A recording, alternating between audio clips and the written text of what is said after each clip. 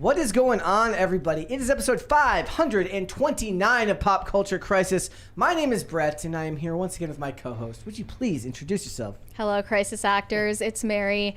I promise that today's episode is not going to be as chaotic and off the rails as yesterday's. Oh, I don't know about that. Yes, I'm here. Ha ha! We're going to try to keep it contained. Yes, we under are. control. Yeah. If Phil doesn't ruin that for us. We're going down. We are going down. We're taking it down today. We're going guys. down syndrome. Yes, we are. We got a bunch of stuff to get into today. At first, I was looking down at my notes, and I was like, did I write the... Because sometimes I'm really, really stupid, and I write the episode numbers just wrong. Is there a word for, like, number dyslexia? Is there a term for that? I feel like there is. I write numbers backwards all the time. There is a word for that. Yeah. Tarded. There. Hey. Phil, that's me. That's me. Guys, we got a bunch of stuff to talk about today. If you don't recall, there was a movie that was announced that not that long ago that you're not supposed to say the name of, and I'm actually serious about that because the director is actually saying that if you are white, you're not supposed to say the whole movie name. That's a real thing. That's a real... No, okay, no, I'm gonna point something out first. So there's only been a couple of articles written about this. And from what me and Mary have seen, it looks like the media is running cover for this because he gives this interview with TMZ where he essentially tells the guy who gives the interview that he's not supposed to say the full name. It's gotta be like big news. That we'll watch the clip. We'll watch the clip, and you guys can decide for yourselves if you think Guys, if what you he's don't saying is know, satire. it is the American Society of Magical N-words. Yes, and you're not supposed Narcissists is what it is. Negroes. Yes. It's that's the word. Like, it's not my fault you named that, homie. Yeah, so just quoting what he said. We're gonna watch the clip of his like interview with TMZ, and you judge for yourself whether you think he's kidding or not, because everybody seems to be running cover for him. Also, there was an award show recently, and the head of GLAAD, the director of GLAAD, is essentially saying that enough is not enough, and we need more representation in Hollywood, especially for trans individuals. And there's some interesting numbers involved in this article, and a discussion to be had about, when does a group that advocates for something ever actually want to reach their goal, because once you reach your goal, you no longer have a reason to exist. So we'll talk about that. Also, we'll get to bash more on these people just giving themselves awards because they love to give one another awards. Also, it seems that Amazon might be going all in on faith-based movies. They have inked a deal with the co-director of Jesus Revolution and one of the old heads of Netflix, who have just started a new production company that will be making movies as such, and they look to be making several movies in that realm, which I think is very interesting and be fun to discuss. So we got that. We got a whole bunch of other stuff. But before we get started, guys, would you please hit the like button on this video and subscribe to this channel if you have not done so already. We have passed 95,000 subscribers. We are on our way to 100,000, so thank you guys so much for that. Remember to share these videos with your friends so that more people can come in here, hang out, watch these videos, and hopefully share the videos with their friends. It's how you grow on YouTube. Also remember, of course, all Super Chats, $20 and over, we will interrupt that discussion, and we will read those Super Chats right then and there, and then we will get right back on topic. For instance, we just got a $20 one here from Weary Traveler, who says 20 for Phil. Hi. He definitely is going to get that money. Yes. In my G-string. Straight to the bank account. Just straight to the bank account. Straight for Phil. straight to diapers or something. I don't know. So we got that. We got a bunch of other stuff. Mary, are you ready to get started? I think so. I don't know. Phil's scaring me. Me? What did I do? Phil's ready. You ready, buddy? I'm ready. Scary. Let's go. Let's go. I'm scary. All right, let's go ahead and get started. I'm literally never anything but nice to you. Speaking of scary, did you guys know that there's going to be a Chuck E. Cheese game show coming? This is scary. In the vein of Squid Games. I think with all of the FNAF hype, they're thinking like, oh yeah, this is definitely going to get some viewership from people who are waiting on that sequel. Are game shows really like in right now? They're cheap to make. All I know is people watch The Masked Singer, and I don't understand the appeal. Let's find out. It says the show will remind some of Netflix's Squid Games, as it has adults competing in larger versions of games they played as kids. Don't you die in Squid Games? Just imagine like you're in this thing and you're like boxing with a giant rat, like a giant animatronic rat. Mary's face. But the games you play at Chuck E. Cheese are just gambling for kids. Yeah, the rat casino. Okay, so Go an eat stale adult pizza at version the of Rat Chuck E. Casino. Cheese is just a casino, and how are you going to make a show out of that? We'll have to wait and find out. It says this includes pinball, air hockey, alley roller, and the human claw. What the hell would the human claw be? This sounds like it could be really lame. Maybe someone has to try and pick them up. Maybe it's an actual human being the claw. That'd be cool. Yeah, I think so. But like, Yeah. I don't know. Are they teams or is it like? Because if it's teams, I can imagine, you've got your team in the thing and you got to run the claw. Yeah, it says Look at this photo. It's like they're intentionally making the animatronics scarier. Yeah, the eyes are shifty. Yeah, the eyes are unbelievably shifty. I don't like it. Gives me the creeps. Life-sized air hockey would be kind of cool. It's just regular hockey, but yes. I mean, this seems like something Mr. Beast would do for a 20-minute video and call it a day. It doesn't really need to be a series. You guys ever tried Mr. Beast burgers? No. I've never seen it available over here. They're different anywhere that you order them from because it's going to be a different restaurant that has the ghost kitchen in it. So there's I have no idea what you're talking about. Do you want to explain ghost kitchens to him? Don't you know what a ghost kitchen is? I know. This is totally It's a kitchen new. with dead people in it. No. I didn't mean to derail the conversation into this thing. Well, if you buy a Mr. Beast burger, it's run by a restaurant that is not called Mr. Beast Burgers. It's by a different restaurant. There are no physical restaurants. That makes it in-house, but you're not supposed to know that. You only know that if you're ordering it online. So it's basically someone's doubling up a franchise. It's like It's a Wendy's and then like. It could be different depending on like any place you get it from, which kind of ruins the whole idea. Huh. Okay. Yeah. I didn't even know that about that. Fun fact, because it's like when you go around, you're like looking for Mr. Beast burgers in the real world, and you're like, there's no Mr. Beast burgers what the heck? here. It's not a real thing. Can't do that. That's weird. So it weird. says Chuck E. Cheese is the place where a kid can be a kid, but as grown adults, we still have some dreams of ruling the arcade, taking on the iconic games we love. Well, yeah, what it is you grow up and you go to a carnival and you win a giant bear for a woman. That's what you do with the game, where you shoot the water at the thing and knock it over. Do these people just need to grow up? People will watch anything these days. It sounds like no one is going to watch this. I don't know. Like, I thought it was a cool idea when I first saw the headline, and then reading into it, it's just like, I don't want to watch people playing air hockey. I was hoping it would be them getting chased around by the giant animatronic Yeah, it should rats. be, like, scary, right? Yeah. Like or it's like a human, like it's a giant maze, and every corner a rat pops up and scares the crap out of you. That'd be great. I'd love that. So just be on the lookout for that. I'll say this: it's better than that stupid James Bond game show that's an abomination. Road to a Million. An abomination. Abomination, if you will. Thank you. All right, guys. And speaking of an abomination here, it looks like they've released what Daisy Ridley's salary will be for the ill-fated Star Wars New Jedi Order movie. She's going to make $12.5 million, which means it's very likely that she's going to make more money than this movie will actually profit. So this isn't even including her salary for the Rey solo film. No, this is the name of the Rey solo film. It's the New Jedi Order. So her name isn't even the title. Yeah, I don't believe so. I think it'd be called New Jedi Order. Okay, that's insane. Yeah, 12. She's not that big of a star. No, she's not. She hasn't really done. I mean, maybe somebody can point me to something else she's done since Star Wars, but I don't know how much she's actually done that's been super worthwhile. I haven't seen her in anything else. Jacob Edler says, "Is $12.5 million a lot?" Well, yes, I think $12.5 million is a lot of money for a franchise that made less money with each film. Yeah. I mean, I just haven't seen her in any other project, so... What did she make for the last one that she was in? We can look it up. But also remember, The Rock made, $50 million or something for Red Notice or something like that for a Netflix movie or something like that. So people are talking about justice for Flynn. Yeah, there will be no justice for Finn, guys. I'm sorry. I don't know if John Boyega or any of them have any... I know he said that he has no desire to come back. Yeah. Right? Like, how much do you think Margot Robbie made for Barbie? Could it be less? I mean, all the numbers are kind of moot point because it would depend on whether their agent wants them to bet big on returns, like take a smaller paycheck up front. And she was also a producer. And she was a so producer that on the makes movie, sense. which changes things considerably.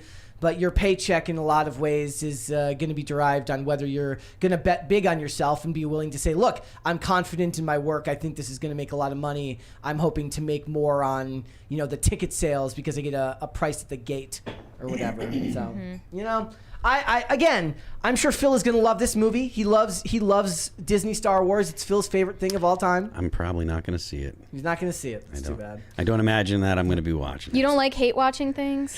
Not really, no. Who has the time for that? Who has the time to hate watch? Well, to be honest with you, if hate watching things extends my lifespan. If there's an attempt at hate watching, I just lose interest, and I find myself just on Twitter. Yeah. If it's not entertaining me, I'm not liking it, then I'm going to just be like, Well, Velma was bad in an entertaining way. No, Velma. In my opinion, Velma shortened my lifespan considerably. But like the Star Wars, and also you guys do watch movies together when you do reviews, right? Yeah, we have to. Go usually. That's another thing. Like if it's an event where you're going to it, it's easier to pay attention to it. So. No, that's one of the reasons I like going to the movies. Is it keeps me from looking at my phone too much. Like last night, I tried to watch this show from 2022 called Outer Range with Josh Brolin.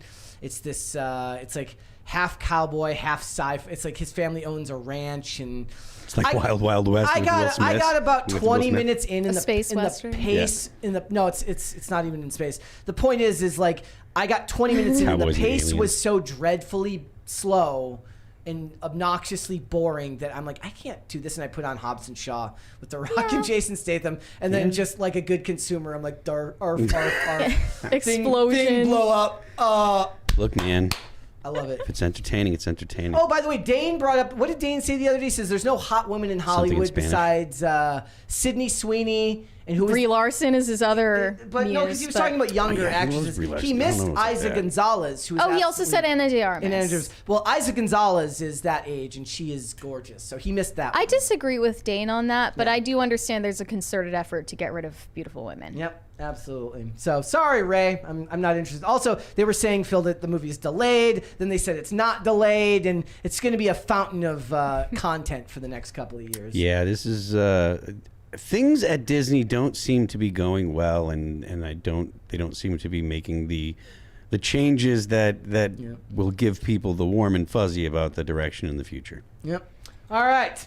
Mary, tell us about this story. This is the lady from The Bear, right? Well, speaking of like actors getting paid, quote, fairly or unfairly, Ayo Edebiri, she's an actress from The Bear, and she was also a voice actress in the TMNT movie as April. And she just got a bunch of awards. It's award show season. And she was asked how she stays grounded as a star after getting all of these awards. And she said, I'm still renting, so ... Basically saying, I don't make enough money to think of myself as a star yet. It's giving Sydney Sweeney when she said that her life is so difficult because she had to buy her $3 million mansion. Yeah, it's so hard for her that she can't retire at 26. It's so tragic. There is this weird belief now. I think maybe I wonder sometimes if it's because we've extended people's lifespan so much now. But people really do look at the future of a life of work with dread. Yeah, I mean... But they get to do something that they claim they love and find joy in and find meaning and purpose in. I don't know if they're being serious when they say that. So there's two things. Yes, you're right, but those people aren't the people that I tend to hear complaining about the future. Or am I off here? Because that's my... Actors? I don't feel like you hear significant complaints about the grind from people that have that kind of lifestyle frequently. Now you see it on social media. A lot. And I get it. If you're miserable if you're working a job that you hate and you've been working there for 5 years and you're 23, you gotta go 5 years is a whole lot of your life when you're 23 and you're like, oh my God, I got another 40 years of being miserable doing this BS. I get why it feels like that. It's not true and it's wrong. You tend to your life tends to get better when you make money and have more things and stuff. But anyways, I get There's a lot of that these days. I feel like I see that everywhere, and it's a very nihilistic way of looking at the world that I don't necessarily agree with. Also, I say okay, yes, and. Yes. So what do you like? Because then I'm always like, okay, that's fine. What's your solution to the problem? I just think it's highly unlikely that this girl is looking to buy a home that is within her means, and that's the reason she's still renting. Yeah. Is because she wants a certain high status lifestyle that fits in with the rest of her Hollywood in crowd. Yeah. So like Sydney Sweeney looking for a literal mansion in Calabasas at the age of 25 or Not gonna 26. That's not something realistic for most people in her generation, but she believes she's entitled to it because she is famous. Yeah, if you don't live in a super expensive place, or you don't have a super expensive house, and a couple $1 million that still counts as pretty super expensive. Like if you have that and you have like $5 million in the bank, you can kind of like do whatever you want, just so long as you have like nominal income to pay your daily, like, your expenses kind of thing. Well, yeah. But like, I would bet that when this girl people- can afford a house. Yeah. It's just not the house that she wants or where she wants it to be. Yeah, and it's also the whole lifestyle that goes along with it, because like what you want to do, how you want to live daily dictates how much money you need to make just to to go day to day. I have seen a lot of actors and actresses, especially, complaining about the grind of what they do. Like, why are we expected to buy our own designer gowns for award shows, red carpets? Yeah. Like, because that's just part of your job. Most people would like kill to be in your position. Yeah. I remember in the movie Scream 4, at the very end, when Jill reveals herself. Sorry if you're gonna. It came out in 2011. Spoiler alert. And she's basically saying that she feels cheated that she didn't get the fame that Sydney got. Literally, Sydney got famous because people tried to murder her several times over several different years, and she's a psychopath. This lady's a psychopath who's like her cousin, who's jealous that she didn't get the fame, and she's like, "What am I supposed to do? Go to college?" Work? Like, that's literally the point of the movie. In like 2011 is how social media is turning everyone into like fame hungry narcissists. And this is back over a decade ago. She's like, what am I supposed to do? Finish high school? Go to college? Work? She literally says, work? That was a joke. That was a punchline of a joke in 2011. She's a bad person. Now people are saying that and they're getting sympathy. Yeah. And people are taking them seriously. Yep, not good. It's totally shifted. And look, what else? So she was the voice in Teenage Mutant Ninja Turtles 2, or the animated movie. The animated and Seth she was in Rogen the one. Bear, like And she, the honestly, Bear, and probably a few other things. But honestly, probably she's not. I think she was in The Color Purple. Given the cost of living in California and the relative small amount of time she's been in the industry, she's probably not doing that well. But the problem is like you're in an industry with high visibility, low return when you're new. So people look at her and think she's rich and famous. It's kind of like how pro wrestlers used to have to, like a lot of people don't realize back in the day, pro wrestlers, I mean, they still do. They drive themselves to the shows. You're on this big fancy TV show every week. But back in the day, you were just on the road 24/7. There's a perception that people have, if you're on a screen in front of them, they almost always assume that you're wealthy. Yeah. And it's less so nowadays with social media. People have kind of become more familiar with the idea of people making their own content. So just because you're in their phone doesn't mean that you're wealthy. But like as a band, when we were starting out, like we're on MTV, and we've got 2 records out or whatever, 3 records out, we're on MTV, and people are assuming that you're rich, and it's like, dude, we're in a van.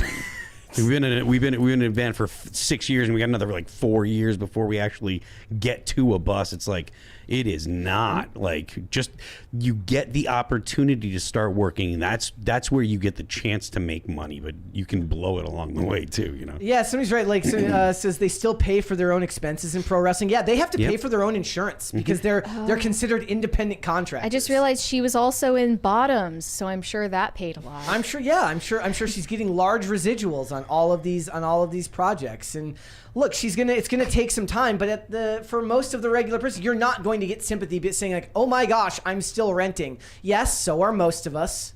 Yeah. And people are also seeing pictures of you on red carpets wearing designer and on magazine covers. It portrays a certain image, yes, right? And why would you be surprised that people think you're... I mean, she probably is relatively wealthy, especially compared to the rest of her age group. I mean, comparatively, yes, but by in her Hollywood 20s. standards, I bet you she's not. By Hollywood standards, no. But Hollywood standards are insane. And also the other thing that a lot of them have to deal with is that they're unemployed for large periods of time, meaning that they work for 2 or 3 months and then they have to wait for the next gig to come around. Managing that is something that is a skill that you need to acquire if it's not something that comes innately to you, because some people just, they save their money, they're very frugal.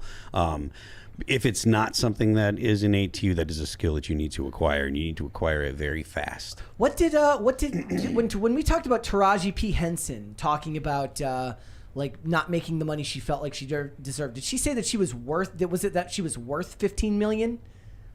Wait, she never mentioned like there a was number. Like numbers got mentioned, I thought, in that story, and it's like whatever her net worth was, she's been acting for a long time, and if that's her net worth for, we looked up her net worth, which could be like inaccurate, but it's it was like in the tens of millions. But the point is, she's got like 30 years or 20 years in the industry. She was in The Curious Case of Benjamin Button back in like the 90s, like 30 years in the industry, and if that's what she's amassed as far as wealth goes, remember these shows don't really pay all that well for because they've made so much content, because Hulu's got to release 9,000 shows a year, they got to spread that revenue out, or that money out over all of these shows. She probably didn't make a ton of money there. You're just not going to get any sympathy from the average everyday person because your job doesn't pay you that well. It's a lot of the way a lot of people feel about when teachers complain about it these days, and because they complain about their student loans, and somebody's like, well, what do you want me to do about it? Like, I just read this tweet the other day. It says like, me and my wife both left school with a combined $60,000 in student loan debt, and we paid every year, or we paid monthly this amount, and we still have $30,000 in student loan debt. Tell me again how debt forgiveness isn't an issue, or isn't something we should care about. And everyone's like, you took out the loan, you pay it back. What do you want me to do about it? Right? You chose the profession. You have to deal with the things that come along with that profession. What do you want me to do about it? The best thing they can do now, get into producing early, start setting aside, save your money, and start working to get to the producer level so that they can start seeing returns on their investments. I think what actors of her caliber are looking for, like, brand deals, basically. Yeah, she would be better off. I mean, a lot of them will get things like that. Right? She already is. Yeah. So, and what's his name? The actor, just had his big, was it Calvin Klein? Oh yeah, Jeremy Allen White. Yeah, just got a Calvin Klein ad. Just had his big ad campaign from Calvin Klein. Mm-hmm. So yeah, it is what it is. I look at these stories. I'm like, what do you want me to do? I can't feel bad for you. Do your job. Don't whine. You're like Joy Behar right now. That's me. Get a job. Shut up, Gen Z. Get a job. Shut up, Gen Z. Get a job. All right. And wait, does that make you Whoopi Goldberg in this situation? No, they all agreed with each other. Okay. All right. All right, here we go. So yesterday you saw my excitement at the idea of a Richard Simmons biopic starring Pauly Shore, which I think is the greatest casting choice ever made in the history of Hollywood. What, just because they look alike? And Pauly Shore was a national treasure back in the 90s. Yeah, and also I feel like Pauly Shore's behavior, very Richard Simmons. There's similarity. My only cultural reference to Pauly Shore is that quote in the Clueless movie where she's like, searching for a boy in high school is like searching for meaning in a Pauly Shore movie. That's the only... Yes, thank you. Benjamin Button was apparently 2008. I thought it was earlier than that. Sorry about that, guys. Well, Richard Simmons is not happy about this biopic being made because he didn't permit them to make it. Yeah. He said, "Hi, everybody. You may have heard they may be doing a movie about me with Pauly Shore. I have never given my permission for this movie, so don't believe everything you read. I no longer have a manager. I no longer have a publicist. I just try to live a quiet life and be peaceful. Thank you for your love and support." So, I don't know. What is it really legal to use someone's name in a product without their permission? Because their name, image, likeness falls under their own jurisdiction, right? I don't know, because unauthorized documentaries or unauthorized autobiographies have existed forever. Unauthorized biography, not autobiography, but yeah. Yes. You get what I'm saying. Yes. Unauthorized books about people have existed for a long time. I guess, but it's like if you started selling a skincare line or something and named it after Heidi Klum without her permission, right? You're selling a product with someone's name on it. I think you just have to change the name, or can't use their name in the title, maybe it is? I'm not sure. Do we know what the title of the movie is yet? The Court Jester. Oh, I see. Yeah. Is that why they were allowed to do it? And it's a short film. It's not a full movie. So it says it'll premiere at Sundance on January 19th. So that looks like tomorrow. It's going to premiere. Damn. They waited a long time to tell us anything about this. Yeah. And to tell Richard Simmons, I guess. Yep. And he was a big name in fitness back in the.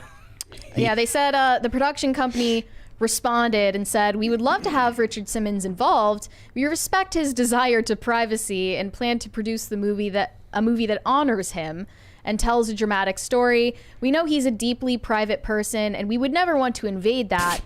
Yes, However, we would, they're saying. He's an amazing person that changed people's lives, and the effect he's had on the world needs to be recognized. There was a $20 super chat here from Jacob Edler. Says, the thing people don't realize is that all the nice things these youngsters have is literally floated on credit. They're keeping lifestyle facade while living paycheck to paycheck and sending 60% of their income to the consumer debt. Probably. What does that mean exactly? I'm guessing It means he's they referring don't have any wealth. They have debt. Like, are we talking about student loan debt or about credit cards? Both. Yikes. I guess a lot of people aren't really taught Because he was talking about like fiscal people responsibility that these days. live and that look like they're living a lavish lifestyle on social media and stuff. There are people that are. Yeah. They have a lot of people manage, their income. They have cash flow that they use to live a lavish lifestyle. So they get a lot of money coming in, but they have a lot of money going out. They oftentimes are using the things that look like they're, like you get a bunch of hot cars or whatever. They don't sit in their garage. They rent them out to people, for exotic cars and stuff like that. So they use things that they purchase to help pay for themselves and stuff. I would read stories all the time about actors who would like rent properties from other actors who owned like larger estates, like when they were in town somewhere. Yep. And stuff like that. So that's a great way to build income off things that you own, assets. So yeah. Do you think he's just mad that he's not going to get any No, it sounds revenue off it of seems like this? he's a private guy and just doesn't want his stuff put out there like this. Like imagine like you're a very, very private person and somebody just decides to say Ghost Girl, the Mary Morgan story, and you're like, I don't want that movie made about me, and they're like, too bad. We're making it anyways. George Santos also feels a certain way about his biopic. Yeah, He's not happy. Which is too bad because it's probably going to be hilarious. Yeah. Even if it's like totally based on fiction, so is George Santos's life. So That's what I want to know. I want to know. I don't want to know the real story. yeah, just lie to me. It's fine. All right. So Kim, do you want to explain this? This trend is getting out of hand when celebrities are doing it. Well, yeah, it started with the dinks, right? Yes. We're dinks. Of course we spend all our money on Costco snacks. Yes. And it's exploded out from there to everyone is making I'm this, of course I this. So Kim Kardashian made one of these TikToks showing off her office space. I don't know if this is in her home or if this is where her employees work. Let's here it is. I've got it here. I have all my magazine covers covering my walls. I'm Kim Kardashian. Of course I have my mannequin God. with my custom measurements. It's just and my so glamour. vapid.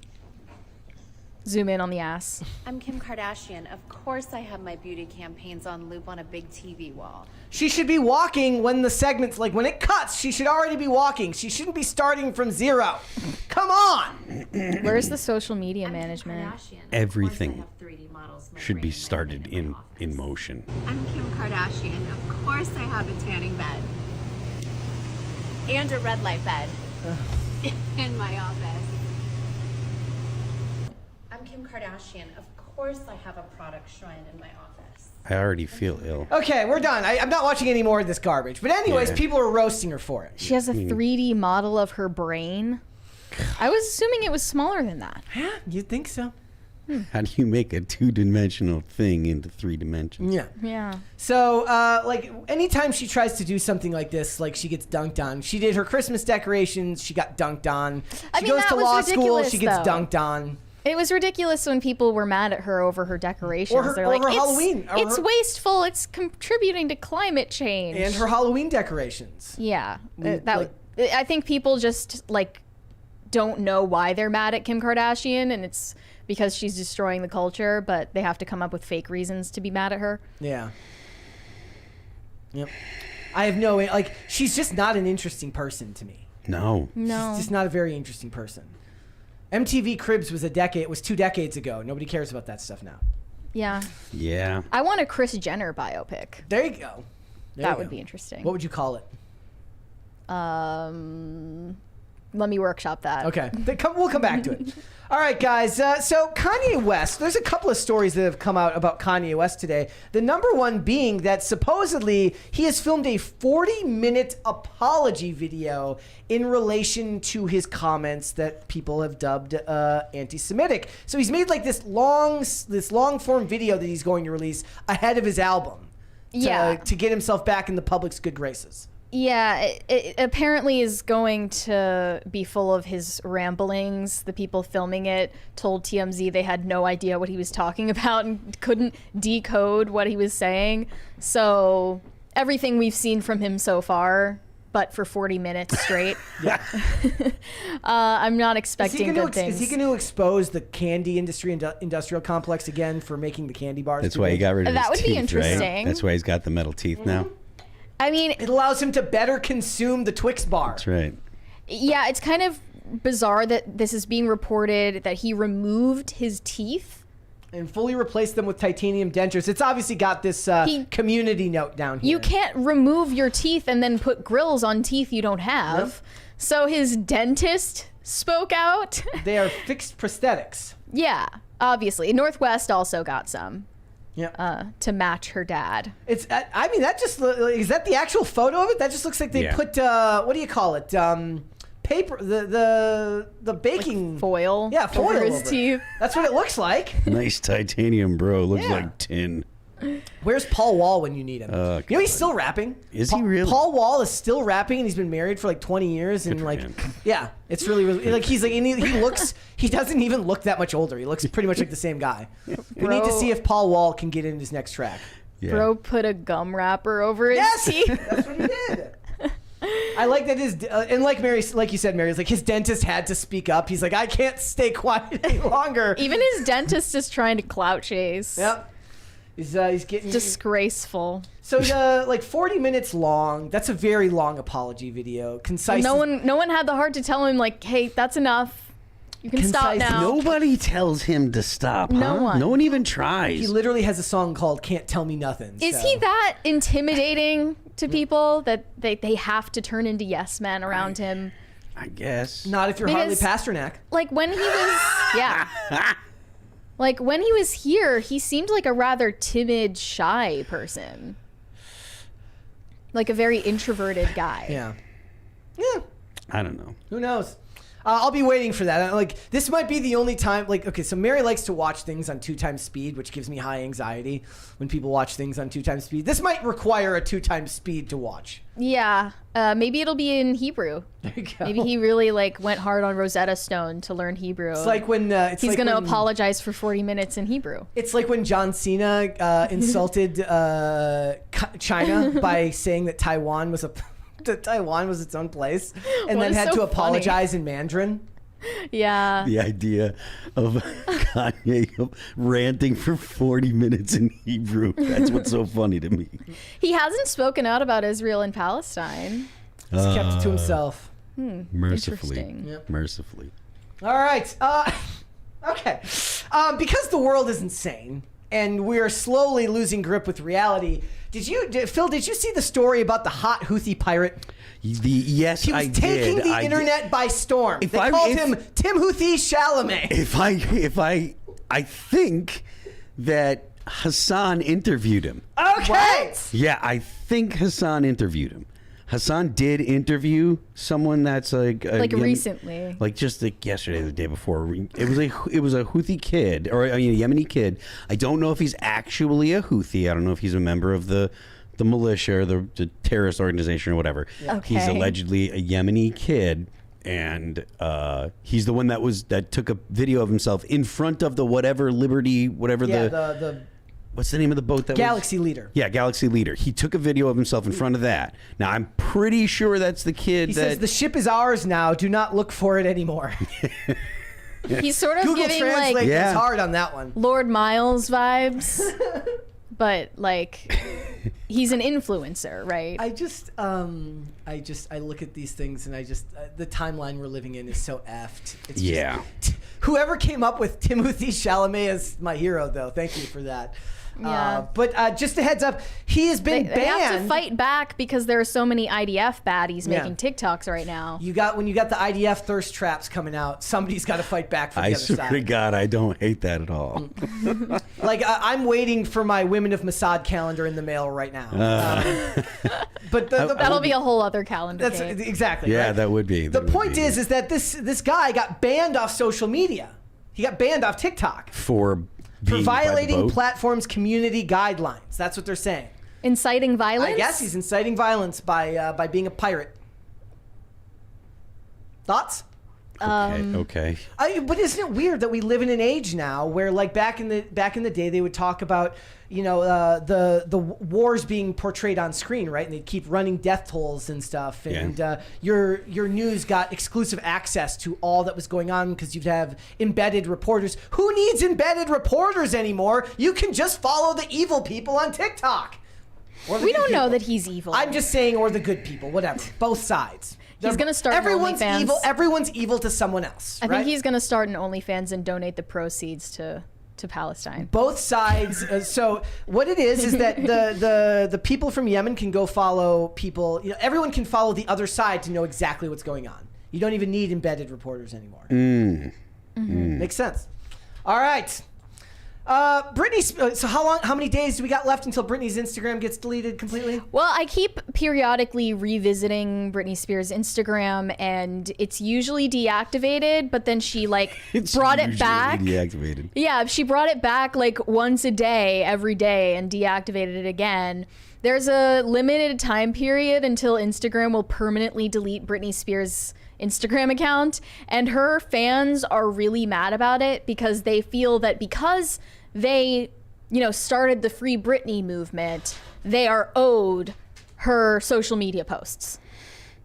Like they feel like this is not the repayment they deserve from Britney for getting her freedom back, even though they did literally nothing except post on Twitter. That is the crazy part of like stalker-esque behavior, right? When they feel like they're owed something. Yep. It will be so good for Britney and for her family if she does leave Instagram forever, though. There's a $20 one here from Corey Anderson. Says, Phil, have you heard of the YouTube channel The Charismatic Voice? And do you know who Will Ramos is? I know who Will is. You do? He was on the channel, and they put a camera down his throat to see his vocal cords while he sings. It was dope. Yeah, he's that he's sounds a screamer. uncomfortable. Yeah, Well, I imagine. It's a pill cam, right?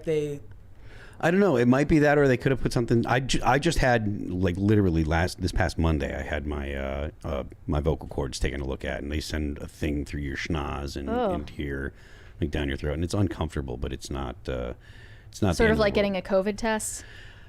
It's a little worse than that because it's actually going into your throat. Like you can feel it go. You can feel it. So I mean, I don't like thinking about that. I didn't like doing it, but I wanted. How often do you need to do that? I hadn't done it in over a decade, so. Damn. And I probably should do it more now. I probably will do it more as I get older. Well, how are your vocal cords doing? I have edema, which is just from acid reflux. So I have to take Prilosec at night now. Damn. I used to have to just take it in the morning. Now I have to take it twice a day because it's irritating my vocal cords, which is annoying. But.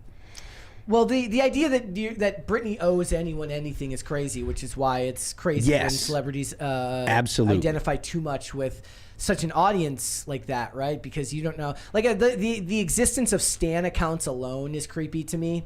When I see the way people talk about these celebrities that they've never met with such high regard. We've got a $20 from Disco Jensen. Thank you. Thanks, Disco. Thank you. Regarding the Who's the Pirate, somebody goes, look at me. I'm the influencer now. Disco Jensen said the problem is Instagram inflation. Oop, this microphone needs to be moved. Instagram inflation. Kids these days have a serious issue with living frugally. Sorry, guys. That's an issue. There you go. Kids these days have a serious issue with living frugally just got to have the latest fashion and digs. They want to live well beyond their means and not have to pay for it. Yeah, it's mainly because they're, consuming content from people who flex their wealth and people still do luxury love items. that type of content. I made a joke earlier about how Cribs was 2 decades ago and nobody cares anymore. But like travel influencers and people who live luxurious lifestyles, those channels still do really, really well. Mm-hmm.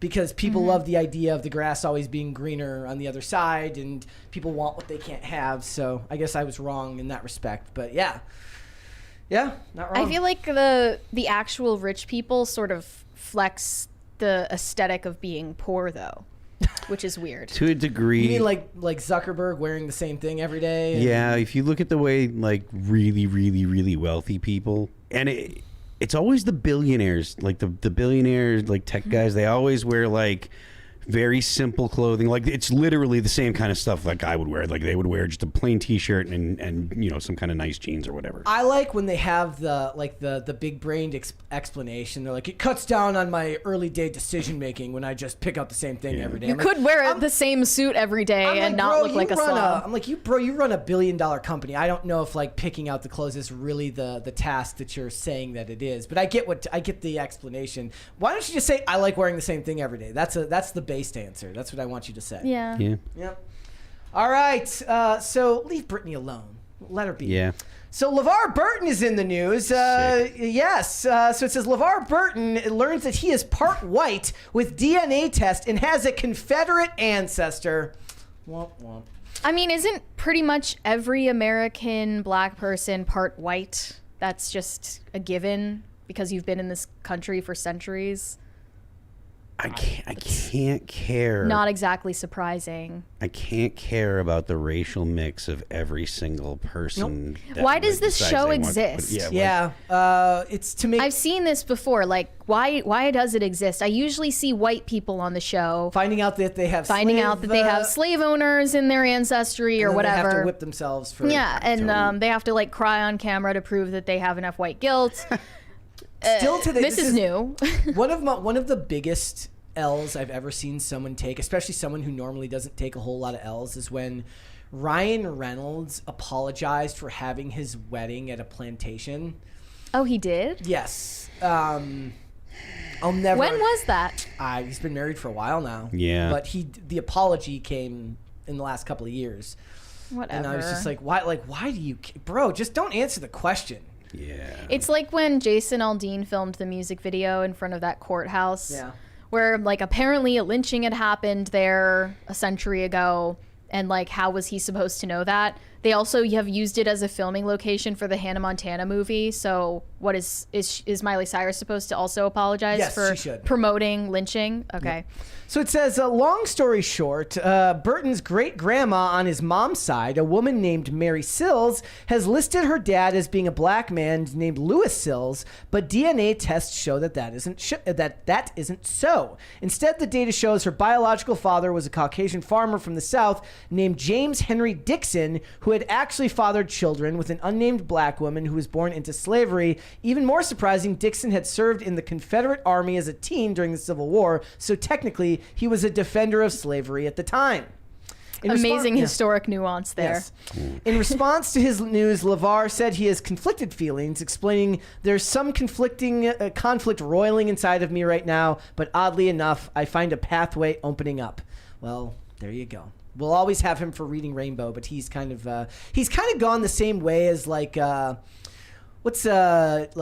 who's this scientist guy? Bill Nye? No. Neil deGrasse Tyson.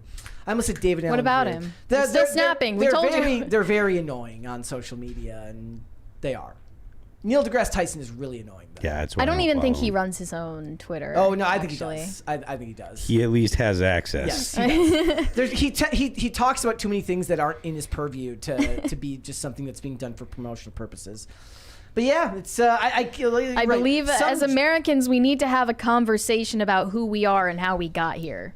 We've been having that conversation for a very long time. That's a great idea. Yes. All right, guys, and Only tangentially connected to our world here at Pop Culture Crisis, Oklahoma lawmaker wants animal control to take furries from public schools and send them to the pound. What about other? Generally, I'm against incarceration without due process, but I can be persuaded when it comes to furries. What about like other kin? Would there be magical prisons for the for the other kin? They go in they're all the helicopters same. with the communists. Yes. He said students who purport to be an imaginary animal species who engage in anthropomorphic behavior, commonly referred to as furries at school, shall not be allowed to participate in school curriculum or activities. Jail. Straight to to jail. pound. The pound. Straight to the pound. Straight to pound. Thoughts? Yeah, I mean, we need an insane asylum before we send them to the pound. That would be more effective. Yep. It says, if passed, the law would take effect in November. I'm just picturing all of these people finally getting excited to call animal control. I see these videos of this guy who he extracts snakes that are found at people's residences, and I'm picturing a dude doing like first person videos where he shows up with the crook, and he's like there to take them and pull them away.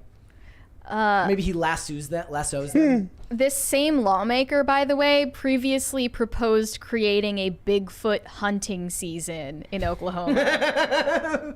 No joke. This guy seems like he's using their tax dollars really, really well. Part of me thinks he's awesome, though. Yes. He said, people are going to call me insane for running this bill. Hell, I'd say they're insane. If you got an animal coming to school, how about we get them vaccinated? How about we get them neutered? And how about we send them to the pound? Yep. Yes.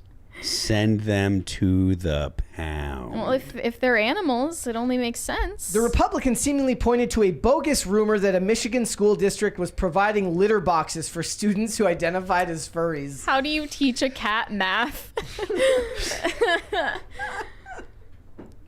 Look, I've never seen, you know what? This is a great idea for a culture war episode. Tim should have like a furry debate with this guy. Like, you should have this guy on. They won't come on. They're not. Well, maybe, I mean. They got a furry in the What is a Woman movie. There you go. Tim needs to get a furry. Yeah, but didn't they trick him and didn't they walk out?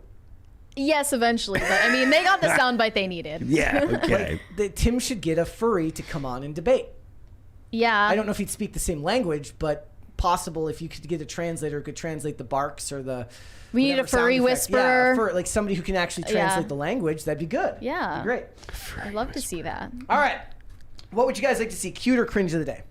Cringe. Let's get it out of the way. Cringe. All right. It's not okay? too bad. I think it's all right. We'll be fine. All right. Let's check out the cringe of the day today. This is me and Mary believe that this one is a staged video again, so we don't know. I hope it's staged I wanted to play the for Delta. their sake. I want to play the Delta video, but unfortunately, it's copyrighted music, and it's. And you know what? Let's. If you're watching, just go ahead and check this video out. This is Delta, who is now on their diversity hiring spree. We got to make sure the volume's muted because I don't want people to hear it. But here is girl power at Delta Airlines. Now this is on their official TikTok. This just makes me never want to fly again. Yeah. Why? I mean, she's got kind of like throw your clothes out a window eyes, like throw your boyfriend's clothes out the second story window. The whole experience of like air travel at this point is humiliating. Yep. I don't think it got enough of it there. But then somebody else made this edit to it, which I really liked, which is, as you can see, so it's a pilot, a flight attendant, and a mechanic. Cut to 9/11 footage at the end. Yeah, so here they are. Here we are. The plane is about to take off.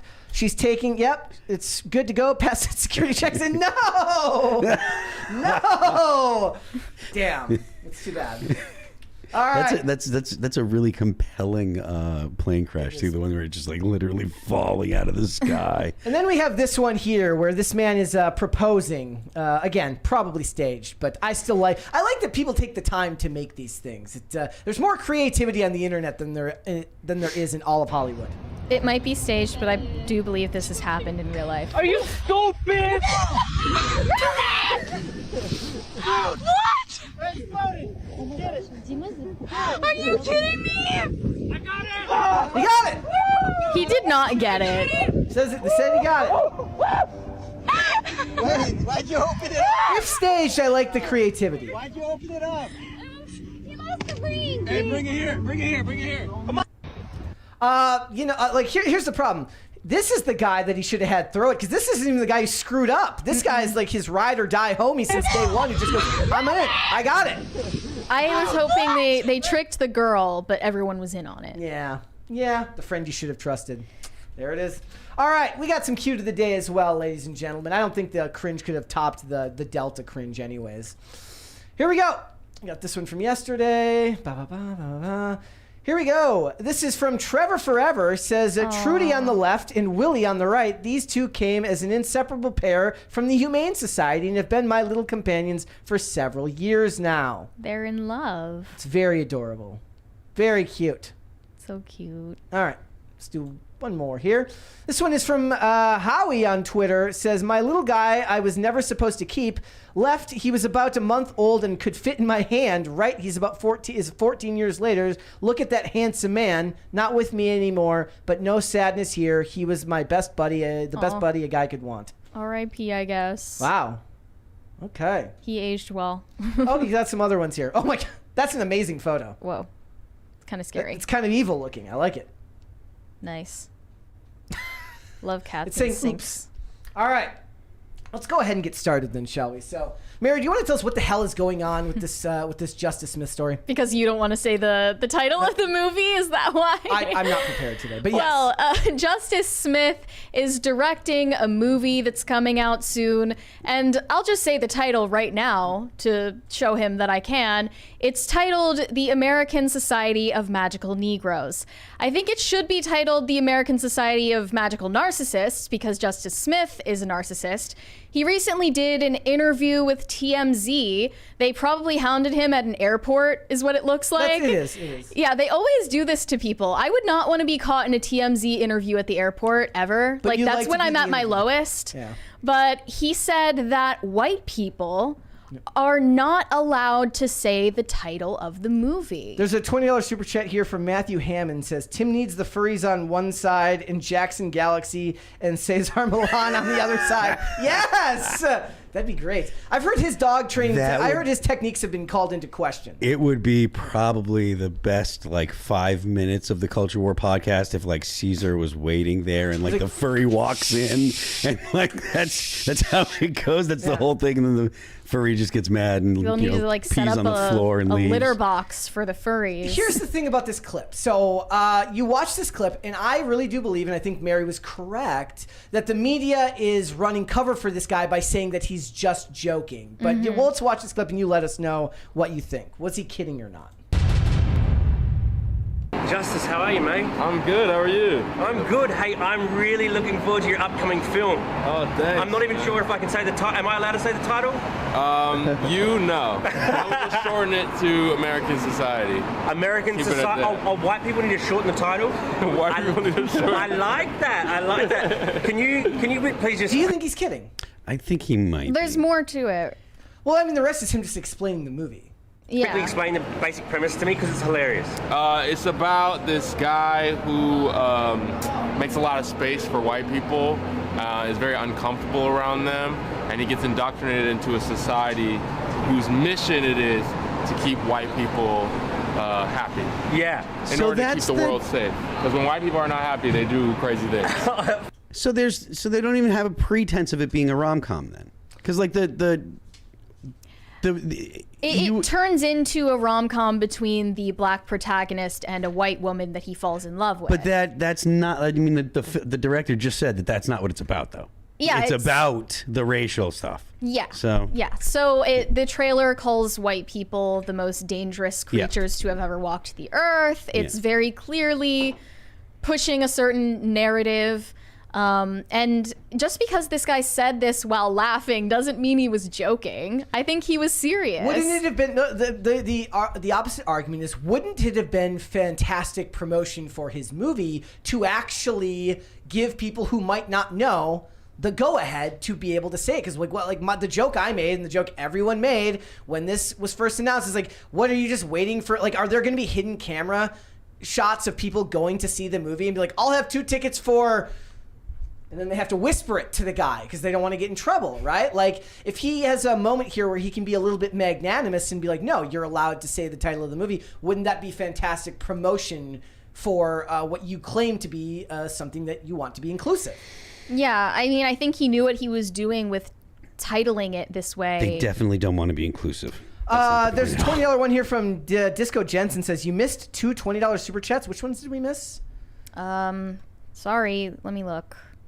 I don't think. I don't see two $20 that got missed, bud. Yeah, I don't see any. Sorry. I don't think you're right. Unless there's something here that I can't see. Yeah.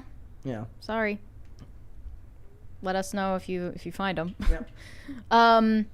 No, you're right, Phil. Like, he's not trying to be inclusive. Yeah. If he were trying to do that, he would have never made a movie that antagonizes white people in the first place. Yep. You know? I don't know why this movie was necessary, and I found it encouraging that the response from everyone on social media was that this is a bad idea. A lot of Black audiences aren't going to find this appealing because they've been asking for just like a normal movie with a Black cast that isn't about white people.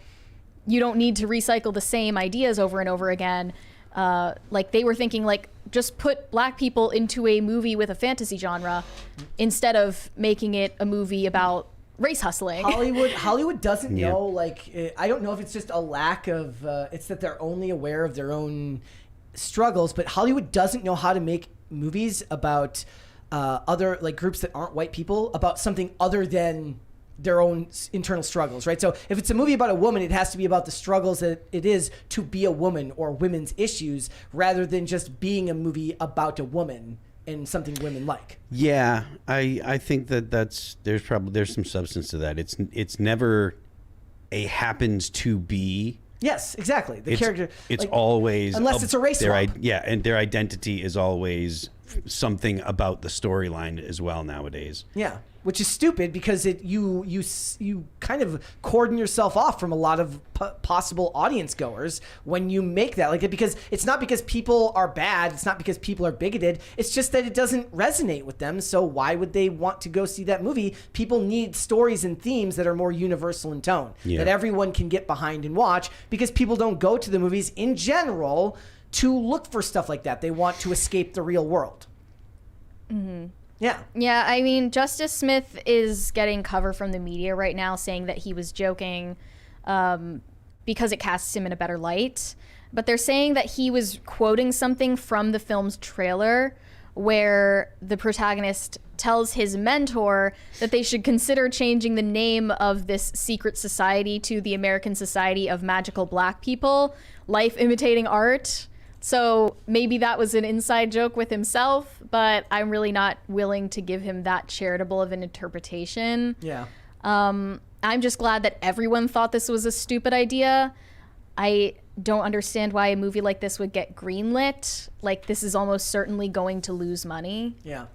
And it's just made for ideological purposes. And it's already proving to be divisive amongst the general public. Yeah. Like, if you look up the movie on YouTube, almost every video about it is critical of the themes in general. Across the political spectrum. Yes.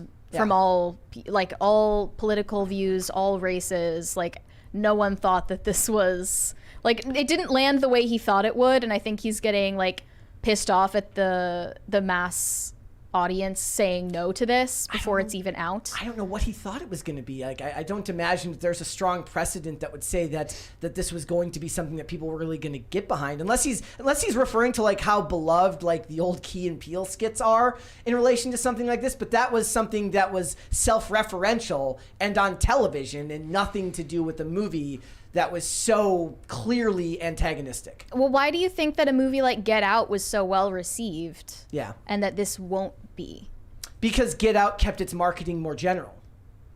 How so? Like the trailer didn't seem... Also, it was a different time. Like, it was just like, how long ago was Get Out 2016? Or 17? 2017? Yeah. So that was a long time ago, and the country's been through a crap ton of stuff between that time period and now. Mm-hmm. And the culture around these issues is vastly different than it was in 2016 and 2017. Mm-hmm. Like, his movies since then haven't garnered the same amount of universal praise that Get Out did. Yeah, I could psychoanalyze this guy to death. I think that like I don't know why, but it seems like people who are half black have more ideological loyalties to like critical race theory and BLM and like stuff like that. Why do you think that is? Because like usually if they have a white parent, the white parent has white guilt and they like project that onto their kid and tell them that they're oppressed from the time that they're growing up, and that's their whole worldview.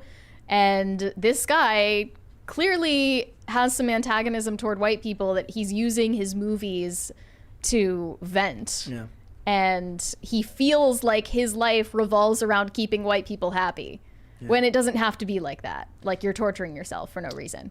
I was thinking about this yesterday. This is just a thought experiment I had, because I was thinking, like, given that most of Hollywood tends to lean in a certain direction, what I would love to see is a lot of these writers and these creators challenge themselves to write characters that they disagree with in the best light possible, like kind of like the artistic equivalent to steel manning an argument.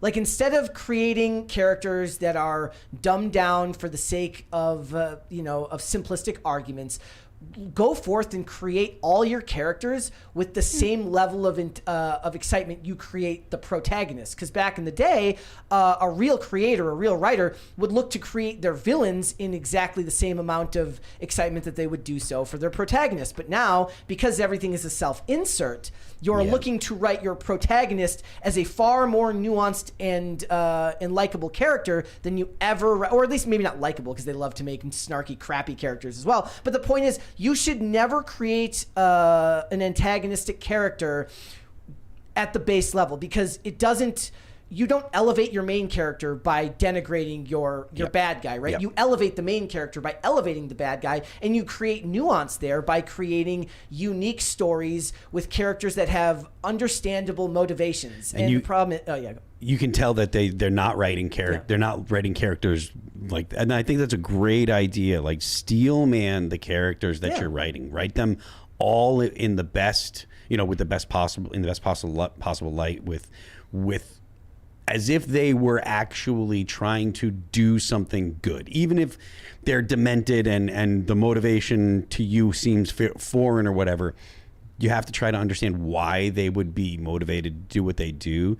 And if they're just, it's rare that things are just because someone's malicious, like truly malicious, or at least if they are malicious, they can justify it. So there's a story and why are they malicious. So if you put thought into it, you can write characters that even if you're not sympathetic to their perspective, you can humanize them and make them a much richer character with more depth. The idea used to be that every villain is the hero in his own story, right? Like in the villain's mind, he is the good guy. Yes, exactly. He is doing the right thing, and you should write that, and you should be able to write that story from the perspective that maybe you don't understand it, but he definitely does. And there's just no willingness to do that anymore, because when they do, it becomes an anti-hero story, and then it becomes an excuse for bad behavior. You can still write an antagonist. You can still write a bad guy with realistic beliefs and motives, even if they're doing abhorrent things. Yep. And I would like to see more of that. Who is the bad guy in American society? In this movie, I'm guessing that's society. Is it white people? Society, yeah. Yes. But he falls in love with a white person. White culture in America, stuff like that. I want to see more of that in these movies. One of the things I loved about a lot of the, a lot of people really loved Killmonger in Black Panther, because he had motives and beliefs that they're like, at least he stood behind what he said and he believed it, right? And when he explained it, it's like, even if it was like something you didn't like or whatever, it's like it made sense, and you were like, okay, this is, at least you can understand this, and it makes him human.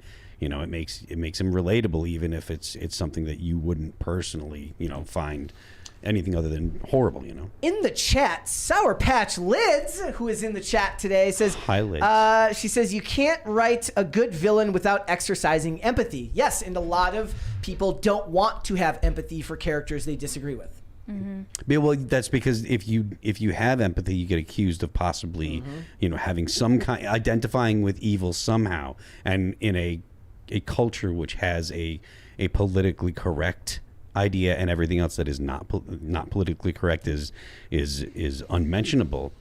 If you can identify with, then you possibly could be. Yeah. It's funny because I gave the example recently about the progression of bad guys, of the villains in the Bond, in the Pierce Brosnan Bond films, and it goes from an extremely nuanced first villain being like Alec Trevelyan, who used to work for MI6 and he was the son, he was the child of parents who were Liance Cossacks and who were betrayed by their government, right? And so he harbors a lot of resentment for the government in this story, but MI6 takes him in thinking that he's too young to remember what happened.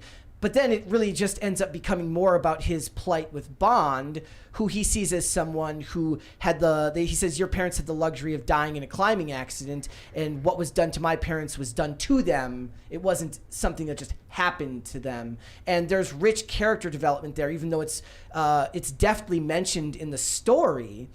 But then as the villains go on in the series, they become more comical. Like there's a media mogul who's an evil villain in the second movie, and then all the way to like an anarchist in movie 3. And there's less motivation behind all of the actions as you go on. But the reason why the 006 character was so recognizable and loved, not just because Sean Bean dies once again in it, is because the villain had understandable motives. We have $20 from Nate. Not true. Vader is the most iconic villain of and time, maybe all time. He's just an awesome bad guy. Not every movie has to be that way though now.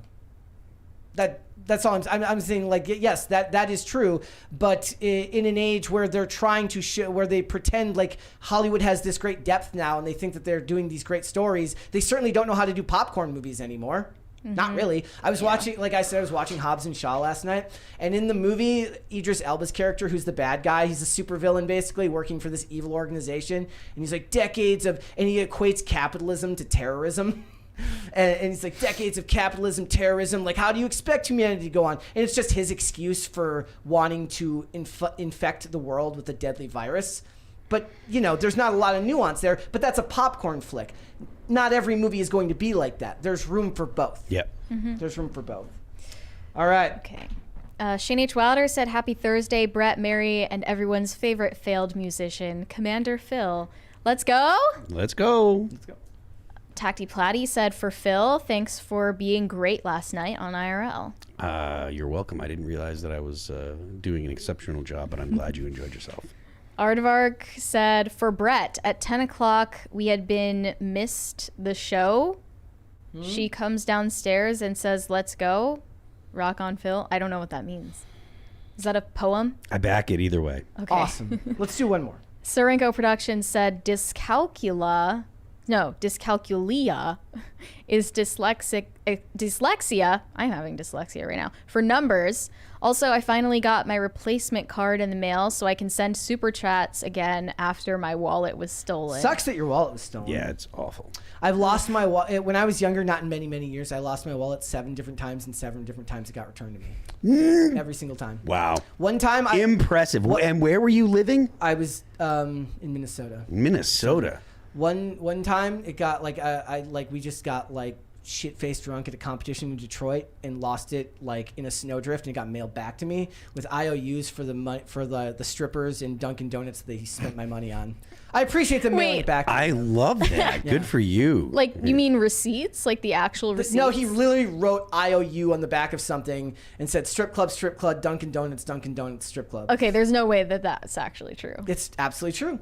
But that's no way that it's true that he went to a strip club and Dunkin' Donuts. Did you reach out to him and try and find out who it was?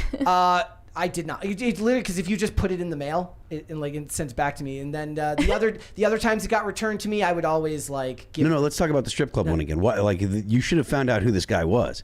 Got mailed back to me. No return address on it. Unfortunate. There's no way. Yeah.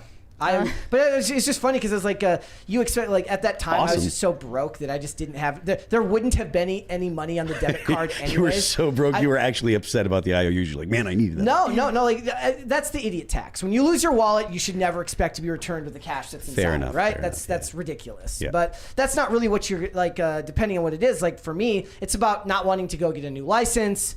Not wanting that because I'd already canceled the debit card, right? When I got home, I already canceled the debit card. Wouldn't have mattered. But you don't want to have to go get a new license and do all this stuff. And it made it back to me pretty quickly. But yeah, that was a long time ago. Good times. Shane H. Wilder said, "Does Mary run a ghost kitchen?" LOL, JK. Any kitchen that I'm in is automatically a ghost kitchen. All right, let's hold off on the rest and we'll come back. Mary, let's tell us what's going on with GLAAD. Do you first of all, do you know what GLAAD stands for? Oh, I do. Okay. Let me try to figure it out. Gay, lesbian, American Association Diversity. No. It's the Gay and Lesbian Alliance Against Defamation. Oh, yes. Okay. So it's the ADL, but for gay and trans people. Yep. The president of GLAAD, It's which monetizing is hate. an Monetizing the activism concept of organization for LGBT people, just did an interview with Variety to say that we need a watershed moment for trans representation in Hollywood projects. And they believe that this has been accomplished for lesbian, gay, and bisexual representation through Ellen DeGeneres coming out or Will and Grace, but that still hasn't happened for the trans community. They said, what we don't have yet is a watershed moment for the trans community. I see this as an opportunity, as a chance to speak to the Academy and all the creators in the room to say that we need that moment. We need you to create and write about trans people because there were over 500 anti-LGBTQ bills proposed this year, and most are against trans people and our trans youth. I don't know how this is going to fit into their idea that you should only write about your own experience, because only 0.1% of the population is identifying as trans at this point. When I mentioned the story to Mary, she goes, "Why is a trash bag company?" Was that you? That I mentioned the story. I did not say that. I mentioned the story to someone, and they said, like, "Why is a trash bag company care about?" Oh, yeah. That's like it's a different GLAAD. Well, they are also a trash bag company, Yes. so. We got a $22 super chat from Larsja, 1993. I don't know if I said that right. Hello from the Netherlands. You're an international show. Time zones suck, though. Got some wise words for us? Phil, wise words For the Netherlands? Netherlands? Don't get them wet. Don't feed them after midnight. Well, it's the Netherlands, so make sure you know how to swim. You know, there's a lot of the Netherlands are below sea level, so make sure you know how to swim. And assisted suicide is bad. Do they have that there? Yeah. Don't do Canada shit. Like, there you go. That's the second thing. Don't do if Canada's doing it. Don't do it. Avoid it. They're the precursor to the Canada Canadian is the program. canary in the coal mine. No, I think the Netherlands was the canary in the coal mine for there was for one Canada. country did it way before Canada. I think they had it was they the had like the Netherlands. suicide pods. But anyway, yeah, they did. Yeah. So also they added that apparently 30% of Americans personally know a trans person, someone who identifies as trans. Don't buy it. That stat seems weird to me. I don't believe that's real. I know two people that are, but only like people that I know through social media, and then obviously we've met and interacted multiple times with Blair White, but I don't know if that's necessarily the same. I don't thing think as that counts. Being like friends with somebody that you see on a regular basis. They said 30% of Americans personally know someone who identifies as trans, which means that the remaining 70% of Americans need to be educated through the media they consume about the trans experience. This is where I come back to my point that I made yesterday, which is I think I'm going to start harping on this one more and more, that now, like, rather than defining woke, it is just Christian movies for the left. Yeah. Focus on message, less and a whole lot less on the actual entertainment value. If your first goal is to educate me on something, you've already lost and you've already failed to do your job correctly. What's taking up that space in the media right now are political pundits who are talking about trans people with misinformation and in negative ways. We need Hollywood to be the antidote to that. If you're ever wondering whether they actually see themselves as tastemakers and the people who they believe should be guiding you, this tells you everything they need to know. This is insane. I will be really happy when we are in every story, because we are in every family, we are in every workplace. I don't mean that we need to be the center of every story, but I don't know a family in America or a workplace or restaurant or really anywhere in America where there aren't LGBTQ people. I mean, that sounds like that's a lack bogus. Well, it also sounds like somebody who's not able to understand a world outside of their own view. Right? If we were like, oh, well, look at this family, there are no gay people or trans people in this family, they'll be like, oh, but one of them is closeted. Yeah. Also, they say that they don't have to be the main character, but then they will write an article about how the character isn't given enough time and how the character should be focused on more. And we just had to suffer through an entire speech from America Ferrera the other day talking about how they need to make more movies for women that show them as full characters. What does that even mean? This woman has been the president of GLAAD for 10 years as of this year, and she says she's frequently asked when she will be happy with the level of LGBTQ representation in media, and she said, never. Literally, that's a quote. She's honest. The activist in her wants to shout, never. The $20 one from Not That Jon Stewart says, don't do Canadian shit. Phil Labonte, 2024. It's solid advice. Yeah, I like that. I think I stand behind that. Maybe we should make a shirt for that, for PCC. Jessica, are you watching right now? Can we get a shirt that says "Don't do Canadian shit"? I want to see less LGBTQ representation in media. Yeah. That's my goal. I'm going to avoid that as much as possible. Also, it said that there was that 5.4% of characters on television right now are trans. According to Pew Research, 5% of the youth are trans, which technically means that you're overrepresented. Yeah, they're which means 5% of the youth are falling victim to a social contagion that they found on the internet. Yep. Mm-hmm. That doesn't mean anything about them other than they shouldn't have been allowed on TikTok. Getting rid of Tumblr was a terrible idea. Should have left them all sequestered on Tumblr. Should have left them alone. I do appreciate her saying the quiet part out loud, never. And this is actually true, right? Because as you've heard a million times before, if you're an activist group, if you're some sort of organization that's championing a cause, you put yourself out of business when you solve the problem. Yep. Therefore, it is in your best interest for that problem to continue so you can continue making money, so you can continue having these lame dinners and award shows where you all jerk each other off and tell one another how awesome you are. Mm-hmm. And so nobody actually wants to solve the problem. It's like expecting a politician to want to solve the problem. Yep. It's unrealistic and stupid. Mm-hmm. And what I think, more than anything, is that you should be paying writers that are actually talented a premium to write nuanced stories about these characters, because you could possibly make people hate you less if you didn't have to shoehorn everything in a way that felt so ham-fisted.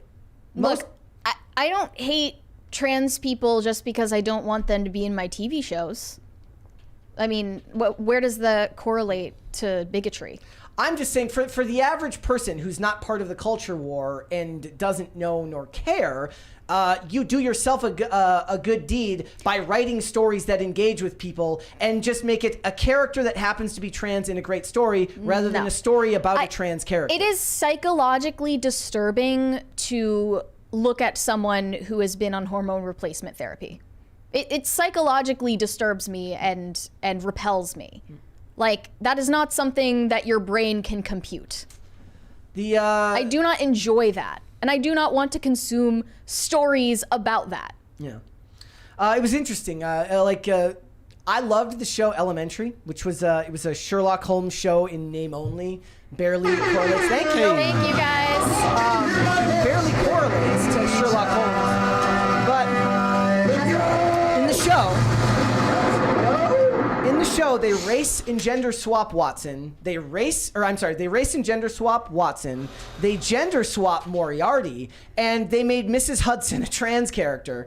And somehow it wasn't awful because it got mentioned all of once the first time she was on screen and then never mentioned again.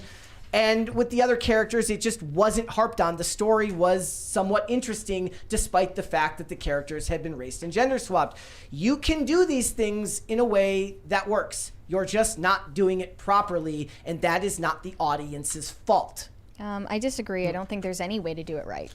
I mean, because it's contrived every time. We can get into the goal is the same regardless of the execution. We can get it and then we get into the subjectivity of the art and whatnot. Because look, if you acknowledge that trans people exist, you are still ceding ground to the entire lie.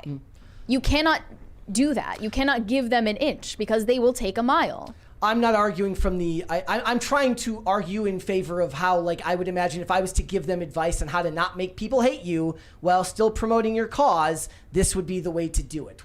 How I feel about it actually doesn't super play into it, because when I do see these characters, I'm judging on whether the storytelling is done in an interesting way that doesn't make me focus on those elements, right? The same way when we talk about race and gender swapped characters, you can do that. You just have to have a way to do it that isn't so annoying to everyone, and they fail 95% of the time. Yeah. I'm just trying to give them advice on how to maybe drop that to 90% of the time so that people hate you a little less. They won't. I promise they're not going to listen to you. I'm not saying they will. I'm just I'm shouting into the void here. Yeah, you are. I'm shouting into the void as someone who I think wants to, and I understand it's not naivete per se, but like most of the time I can appreciate good art no matter what, even if I disagree with it ideologically, but the art isn't good. But you're not really recognizing that there's something ideological about every race swap. There's something ideological behind every gender swap. There is an ideological goal behind every story that is made about a trans person. So you cannot do that without it being ideological propaganda. I'm not saying that it's. I mean, it's literally impossible. Almost all of the entertainment we're seeing is propaganda in some way, shape, or form. Anyways, I'm looking for the stories a way to. Okay, let's rephrase it. This is how I want to save myself from being annoyed every time I watch something on these shows. Is to have them write it better. I was watching. I was looking at Dallas Sonier's breakdown of the new season of True Detective. And he's talking about how awful it is, and everything that he mentioned on why it's so bad was like an easily fixable thing. And they can't do it because they don't have the guts to hire the writers that they should, because when they do that, they get told that they're either hiring the wrong people, because they should be writing people to tell authentic stories, people who don't know how to tell stories about anything other than their own experience, rather than a universally told story that can appeal to everyone. It's better to tell good stories than telling authentic stories poorly. Yeah. Because if you tell, that's a good way of putting it. You can tell like good stories well or authentic stories poorly. Yeah. You need to go with the good stories well. And just because the story is authentic doesn't mean it resonates to enough people that are going to means that they're going to want to watch it anyways. So, and all of these are moot points anyways, because when Hollywood is doing all of its casting by checkbox filling, and you want to win an Oscar, you have to meet a bunch of demographic requirements. Is that a recipe for good art anyways? No, it's not. So I may be shouting into the void, but the point of this show is to share my, the point is for us to share our opinions on it. So, I don't know. Yes. Mary's like, she's just not making it. Yeah, Mary's like, just outlaw them. Yeah. Not outlaw it, outlaw them. Yeah. Yeah. Yeah. I feel represented right now because you said that. I feel affirmed. Perfect. I feel heard, seen, and validated. I know what you want, Mary. I know. It's weird. Total erasure. I would like to see one of the there's a reason why Nolan is allowed to make his movies the way he wants to make them, right? Because he's got enough clout to just hire whoever he wants to hire. These people are I picture them as such nerds, like with their glasses all the way down the nose. They have their clipboard and they're clicking their pen every time they see a white male character, and they're like writing that down for next time. Don't do that again.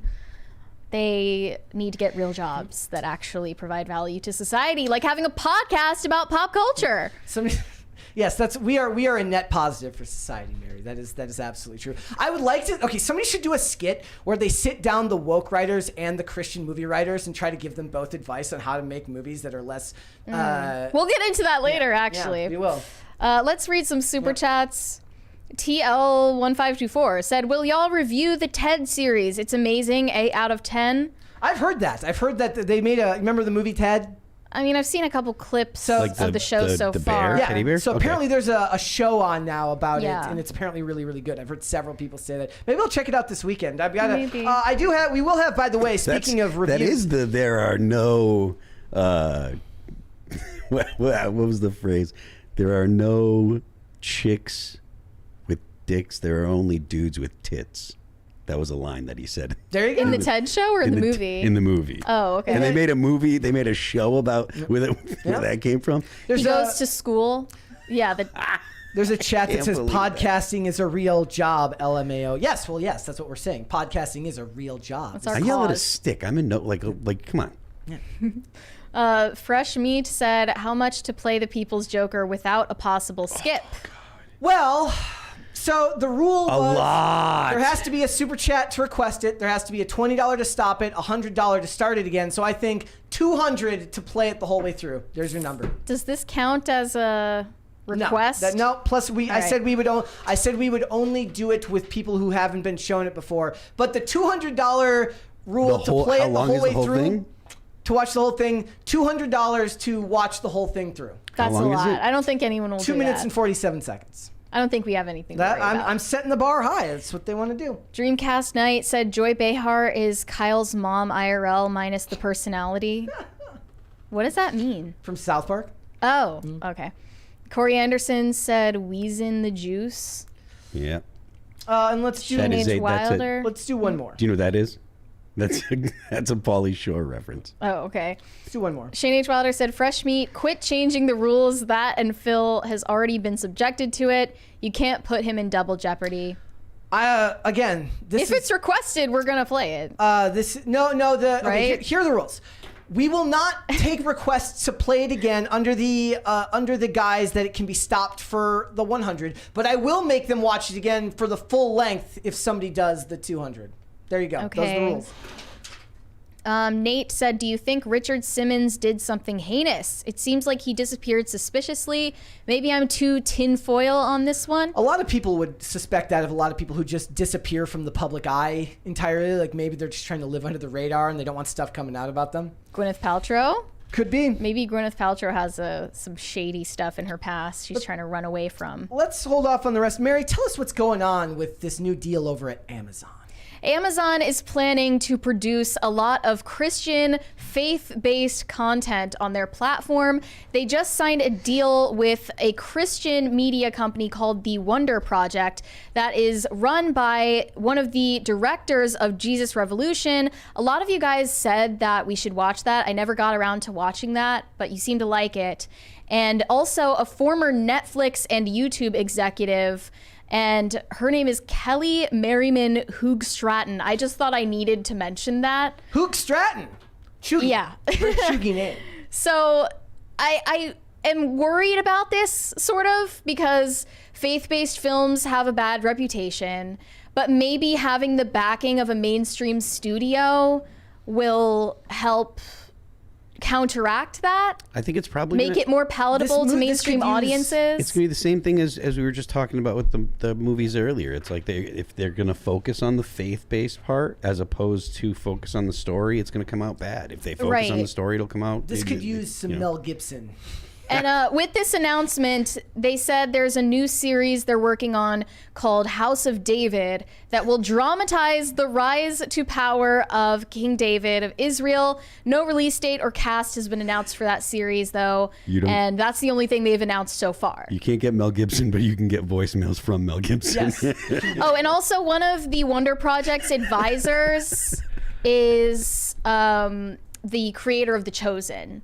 So I feel like what we have to expect is biblical stories, right? Yep. Adapted into film. That's not really, real life stories that involve faith but are not completely centered around it, Yeah, like there's I feel like there's a market for it. Even somebody like me who doesn't necessarily seek these movies out. There was a movie called The Hill this year about this baseball player with a handicap who made it to the minor leagues, and I really, really enjoyed that. And there was an undercurrent, there was a secondary storyline of faith because of his family in that movie, and it was made by a small studio. And a lot of people found that movie forgettable, but I really, really enjoyed it. So I think that there's probably a significant market for things that are not overly cynical.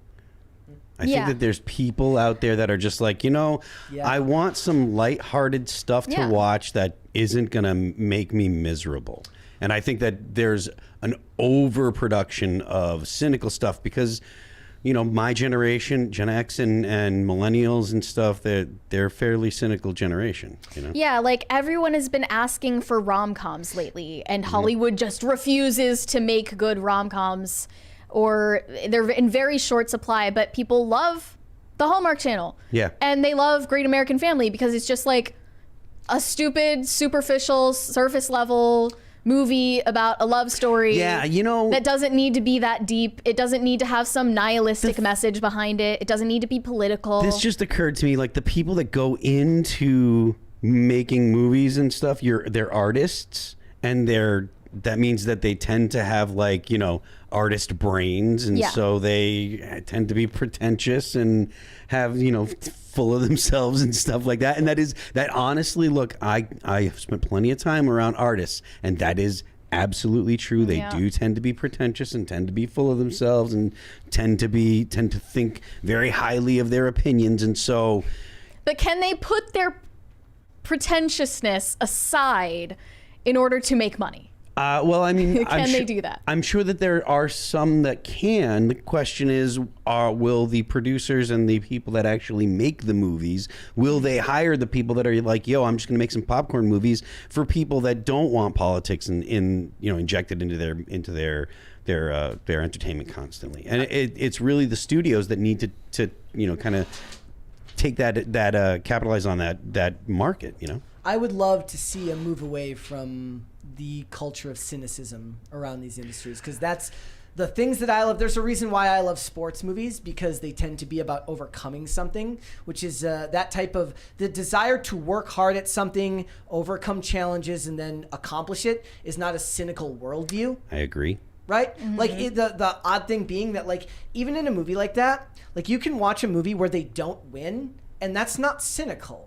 It's a movie about somebody working their hardest, coming up short, but then the lesson that's learned at the end is that the hard work that goes into it, that there's more to the story than just winning. That's not a cynical idea. I agree, and I think that it's not the same thing, but there is something about that kind of attitude that goes along with the idea that I've talked about of like looking for aspirational stuff and having having beautiful people be like in advertisements, and having like the idea that it's not cynical to have aspirational stories and have people that look the way that you want to look. Like that kind of thing, I think, is something that society misses, and I think that we should bring it back. So I agree with you. I would love to see a focus on stories that don't need to go down the dark path, or doesn't, because they wonder. We just talked earlier about the nihilism of the current generations. Like, geez, I wonder where all of that nihilism comes from. Stop building brutalist buildings too.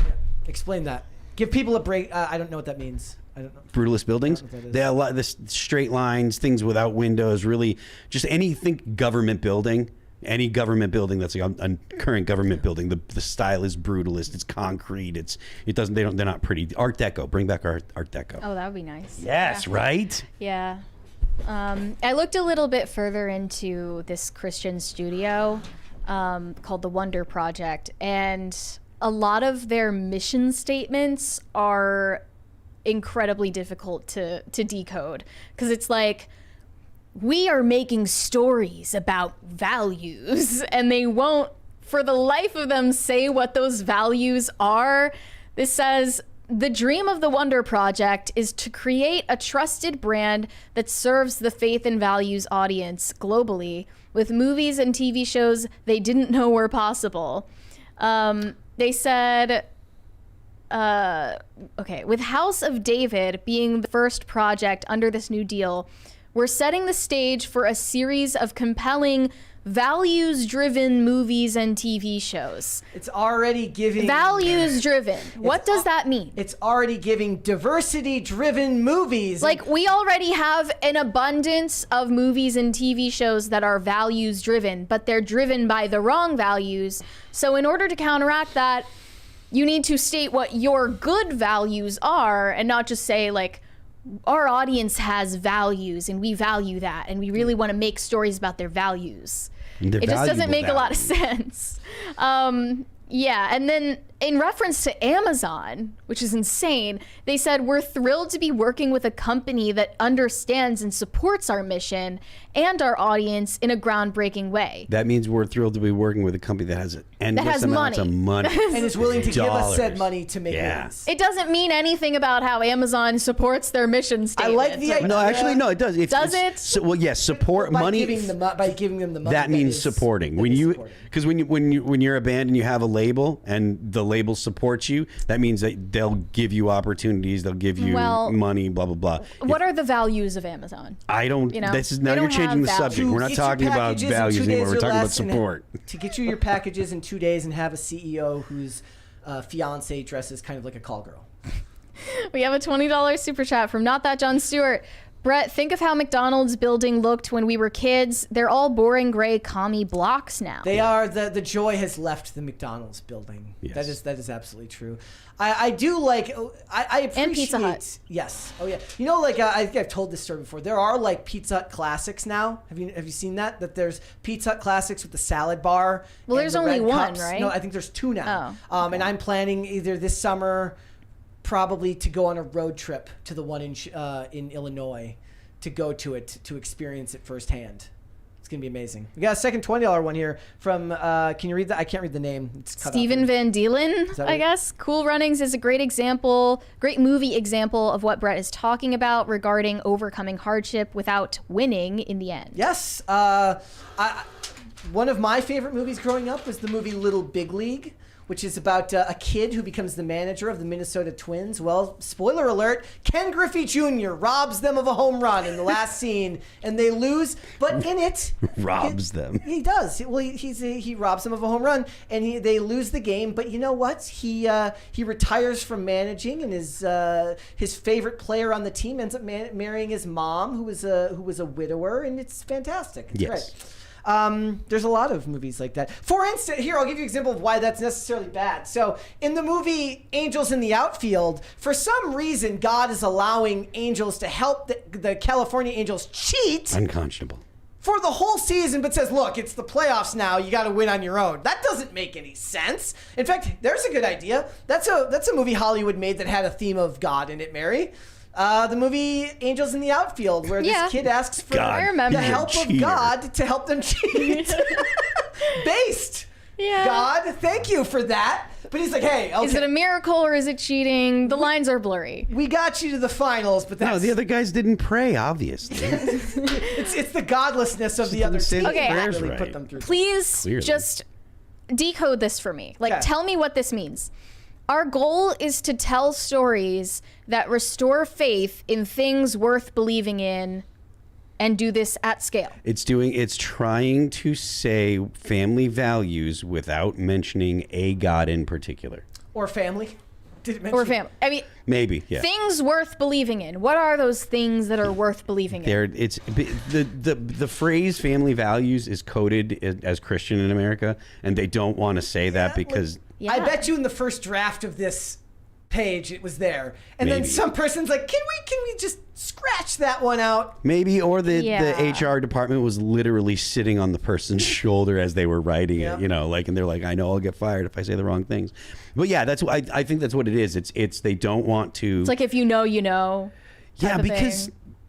Right now, I think companies are trying to do 2 things right now. They're like, okay, the woke stuff and the extreme LGBT stuff is turning people off. So we need to not do that stuff. And so we want to have stuff that's going to bring back the religious family values people, but we don't want to say things that are going to scare off the urban liberals that aren't religious. Yeah. You know, so they don't want it to say Christ or God or whatever, because that's going to scare off the women that live in Stamford, Connecticut. You know, that don't, you know, they're social, they consider themselves urban, they're wealthy people, but they don't want to be thought of as the woke, but at the same time they're not going to be happy with anyone thinking that they live in a double wide, you know. Yeah. Yeah, there's just it's great because like one of the things thank you guys so much. Thank you. Somebody mentioned Little Giants. I hope you're not using Little Giants as an example of them not winning at the end, because they do, against all odds, end up beating the Cowboys in that movie. Sorry. Yeah, these industries are so saturated for content now, right? I mean, supposedly they're going to be paring back this year, but from everything we've seen, hey, thank you. Listens to me when I do that. They're not hurting for space. They need to they seem to keep wanting to be adding extra content. Why wouldn't you branch out into an area where you haven't previously worked? They mentioned that one of the people involved in this is Jason Blum of Blumhouse Pictures. So he's one of the people backing the studio. Interesting. Like, so he's going to have, you know, the people who are truly business minded would want to be able to make movies that appeal to all, like, you know, cover different movies that can appeal to all different groups. To values. Yeah. So he's probably helping this, and he's probably part of that studio that's making the People's Joker. He's probably not, but you get what I'm saying, right? Like, the good investors will get involved in projects that can make them money from all the values that they want to sell to the public. Mm-hmm.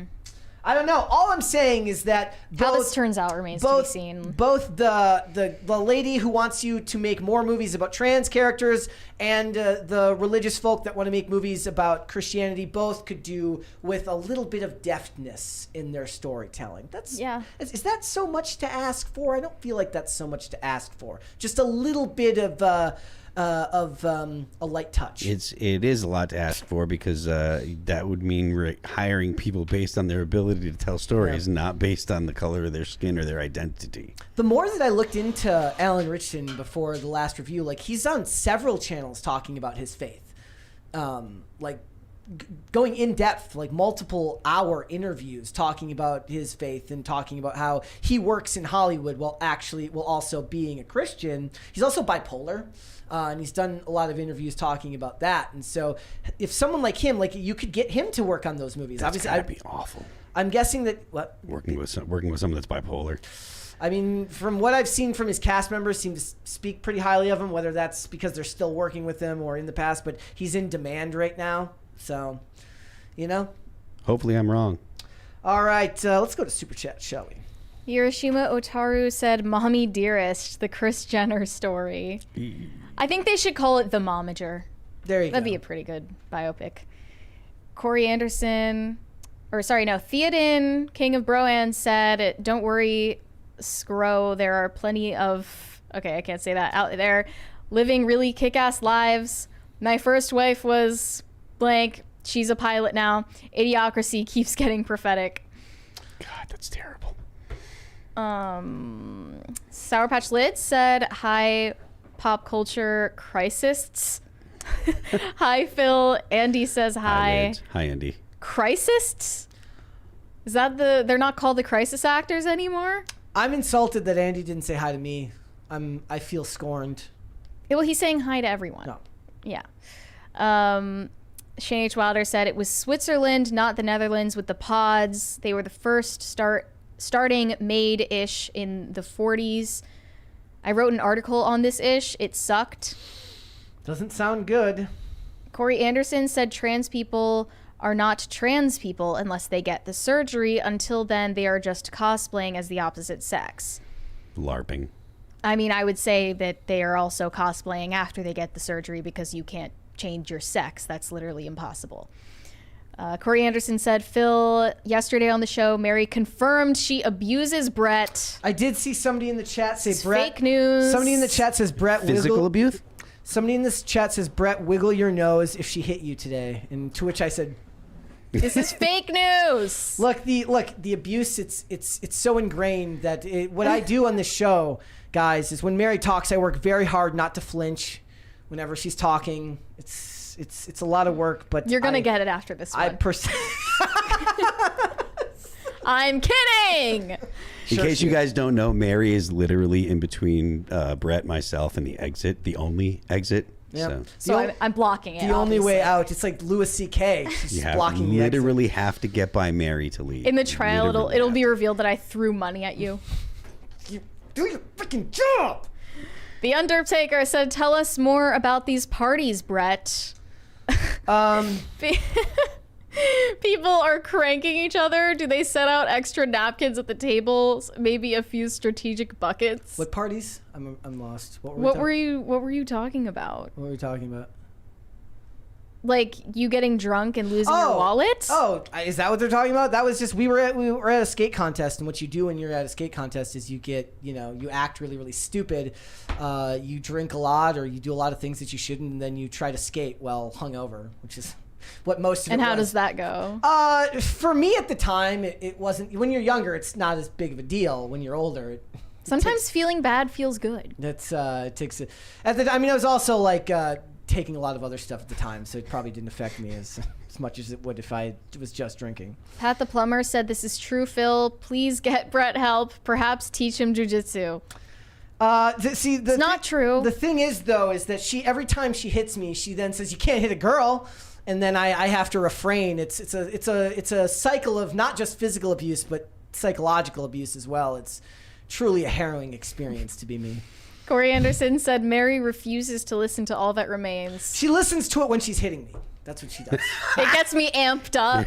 There is nothing that I love more than hearing that All That Remains is the soundtrack to Domestic violence, Like workplace domestic violence. Like truly, like the music comes on and I hit the deck. Like I get under the table. That's what happens. High Voltage 75 said ghost emoji punching a. Me with glasses. I mean, that's the nerd emoji, so I guess they're reading you. That's pretty accurate right now. That's fair. Corey Anderson said, "As a Danish, Armenian, Irish American, I have never been represented in media." Why does one need to be like seen? Because they're narcissists. I don't get it. I don't get it. He also said Thunder Buddies. That is from the Ted the movie as well. Thunder Buddies for life. I'm gonna have to check out the show this weekend. Where is it? I think it's at Streaming. Peacock. Okay. Corey Anderson said, "How many crisis parties to get Mary to review my favorite movies? Biodome, In the Army Now, and Son-in-Law." Son-in-law. Oh my gosh! All of those. Those are all classics. Are In you the kidding Army me? now, God. Like classics.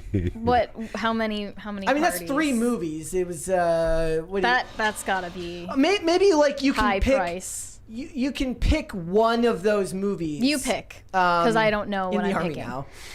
now. Probably not Biodome.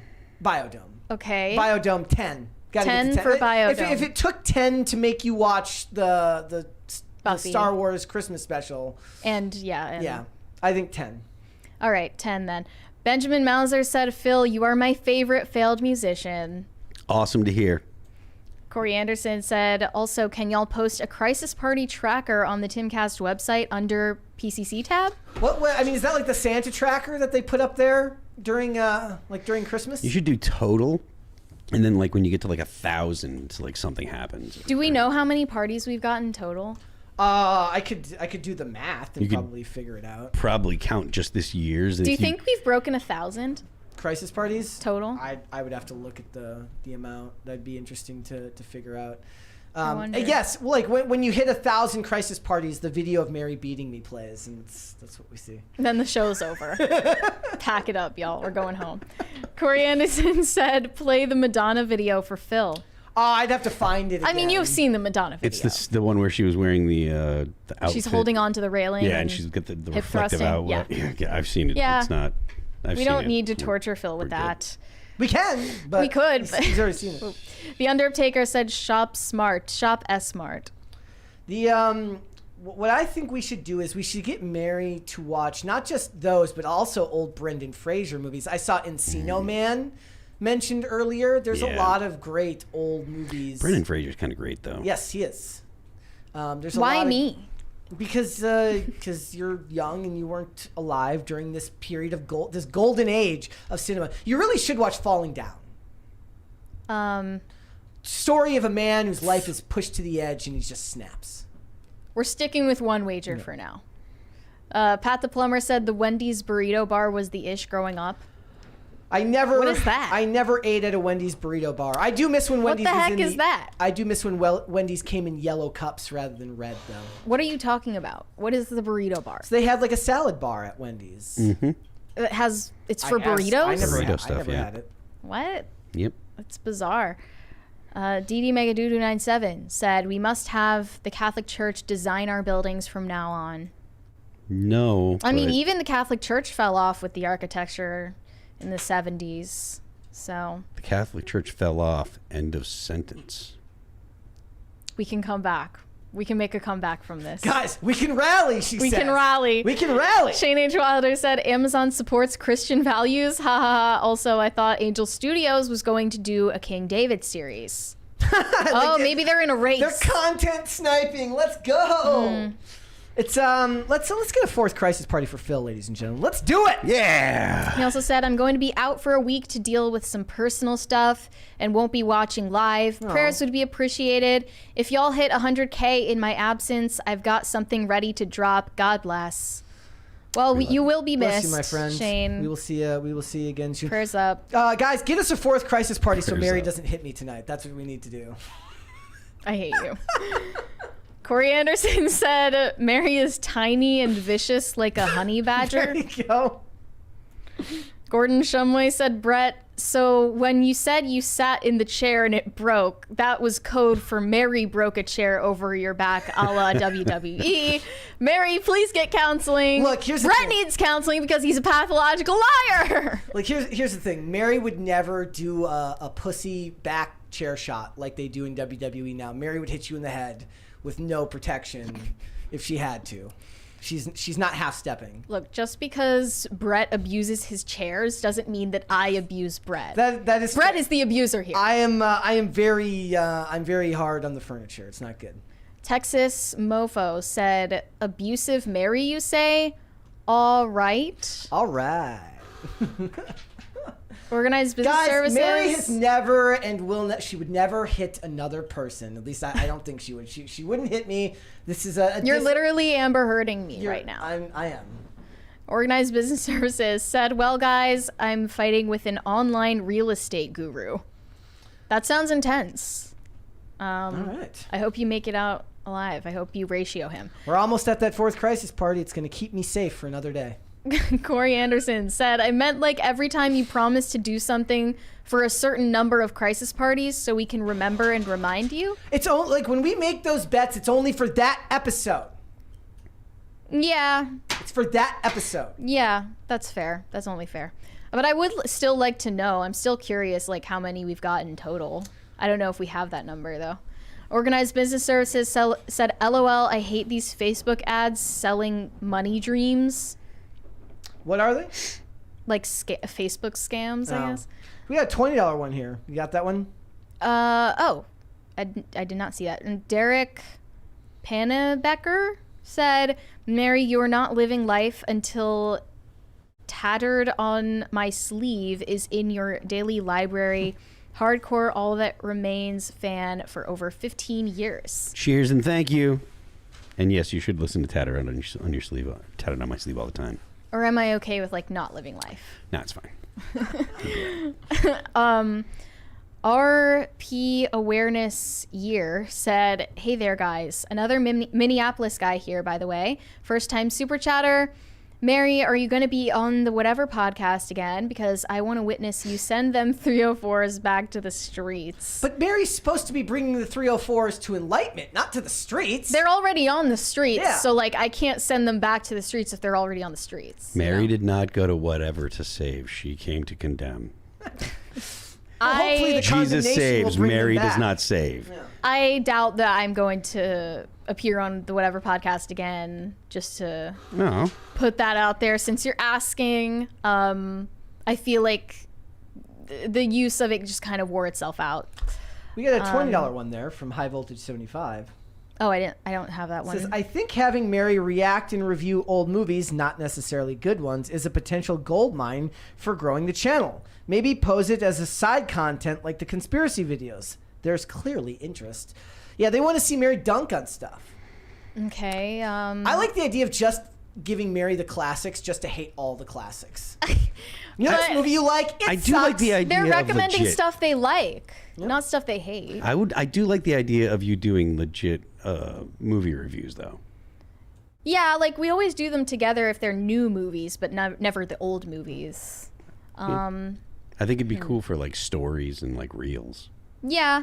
But- Send your suggestions, I guess, if Not you want that to I'm see trying that. to load up your workload or anything, give you extra work to do, but Like, I don't know, Gen Z hates American Pie. Gen Zer doesn't get. Gen Zer doesn't understand.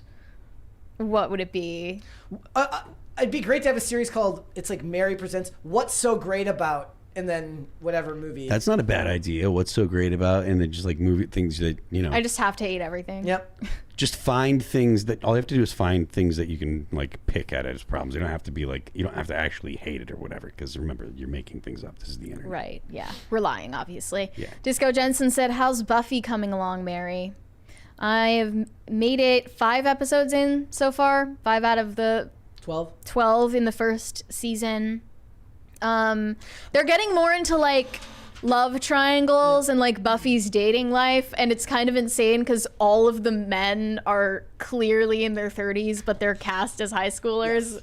Nicholas Brendan has like the most 5 o'clock shadow ever. Angel is like 40. Well, no, he's literally, he's not a teenager. Oh, okay. He's a vampire who's undead, so it doesn't really matter. So Spoiler alert! Oh. I didn't know that. No, sorry. I thought he like denied that he was a vampire. But Nicholas Brendan's got like the 5 o'clock shadow. I still like, I'm so shook that they just didn't give a crap about Jesse. Yeah. Like they moved on from him dying in like 15 minutes. Yeah, I love That was like your closest friend. But yeah, like I'm still not fond of it. I'm probably not going to move on to the second season. What I find one of the most endearing things about it, especially in the age we live in, is the good prosthetics that they give all of the demons. It's okay for how low budget it looks. Yes, there's great. There's not bad. fun prosthetics. It's fun to watch. Pat the plumber said, "Marry the rabid Wolverine Morgan." Yes, Mary is the Chris Benoit of this podcast. Corey Anderson said, Brett, when I win the lottery, stand by, and also my wife would divorce me. I'm the kind of person that would spend millions on Superchats for my own amusement. Let's go. Quite black-pilled said, 4 parties, you're safe, Brett. She can't hurt you for now. Whew, thank goodness. For now. Tomorrow's a new day. RP Awareness Year said, hey, Mary, you don't feel like you've done any good while being on the Whatever podcast. I think young women need to see good role models versus stupid people. It's not that I don't feel like I did any good when I was on the Whatever podcast, like those 3 or 4 times that I did it. I just feel like if I kept appearing again and again, like what would I be introducing to the conversation that was new or original? By the time that I was on last time, I felt like, okay, like we've said what needed to be said, and the rest is just talking in circles. Shane H. Wilder said, prayers up for the March for Life this weekend, Mary. Stay warm out there. I'm not sure that I'm going to the March for Life, actually, because we're looking at, like, it's going to start snowing in the middle of the night tonight and through to the afternoon tomorrow. So I'm not sure I'm going to, like, make the long drive during the snowstorm. Yeah. That doesn't seem like a good idea. I really want to go, but I don't know if it's going to be possible, to be honest. You'll have to let me know tonight so I can let Yeah. Sarah know whether she's coming in to fill in. Mm-hmm. All right, guys. Before we go, would you hit the like button on this video, and would you please subscribe to this channel if you have not done so already? Help us get to 100,000 subscribers. Thank you so much. And Phil, thank you.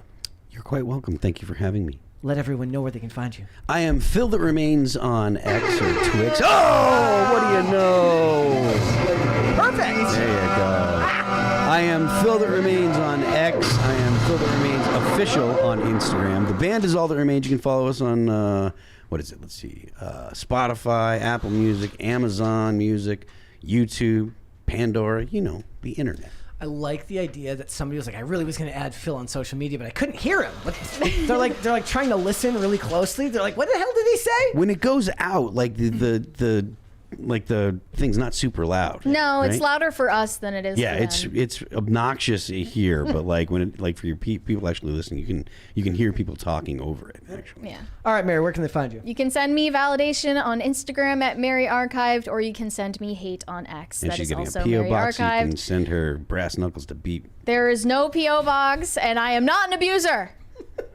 That's a PSA. Sounds like something an abuser would say. That's all I'm saying. We got one more here from the Undertaker. It says, Hashtag believe all breads.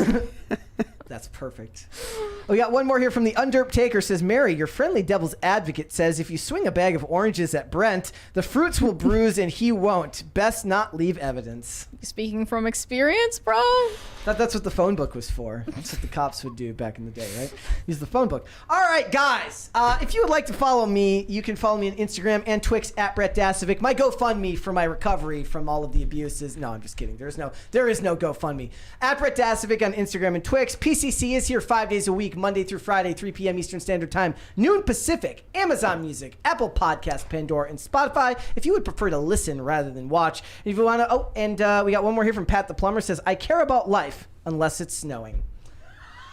Wow. I mean, I do care about not dying personally. Yeah, like what Shade. What good is it to the movement if she gets hurt or dies in a car crash while this is going on? It's kind of like when you get in, like when you're in an airplane and they say like first fix your own oxygen mask. When I was in high school, we had a mandatory field trip to the March for Life every year, where we went in buses to the March for Life because I was at a Catholic high school, and there were like multiple years where they just brought us all into the school at like 6 a.m. and then said, "Oh, it's snowing. Everyone pack it up and leave. Go home." So that is not unheard of. All right, guys, and if you want to follow the show on social media, we're on Twix at popculture_show. Oh, Shane H. Wilder says, can we send Mary a blackjack? No, you cannot. That's not good. What? It's a weapon. It's a weapon. Oh, Cops okay. use. Or cops used to have them. At popculture_show, Facebook and TikTok at popculturecrisis, Instagram at popculturecrisispod. Guys, we will be back with another episode tomorrow. We'll see you then. Bye. Bye. Bye.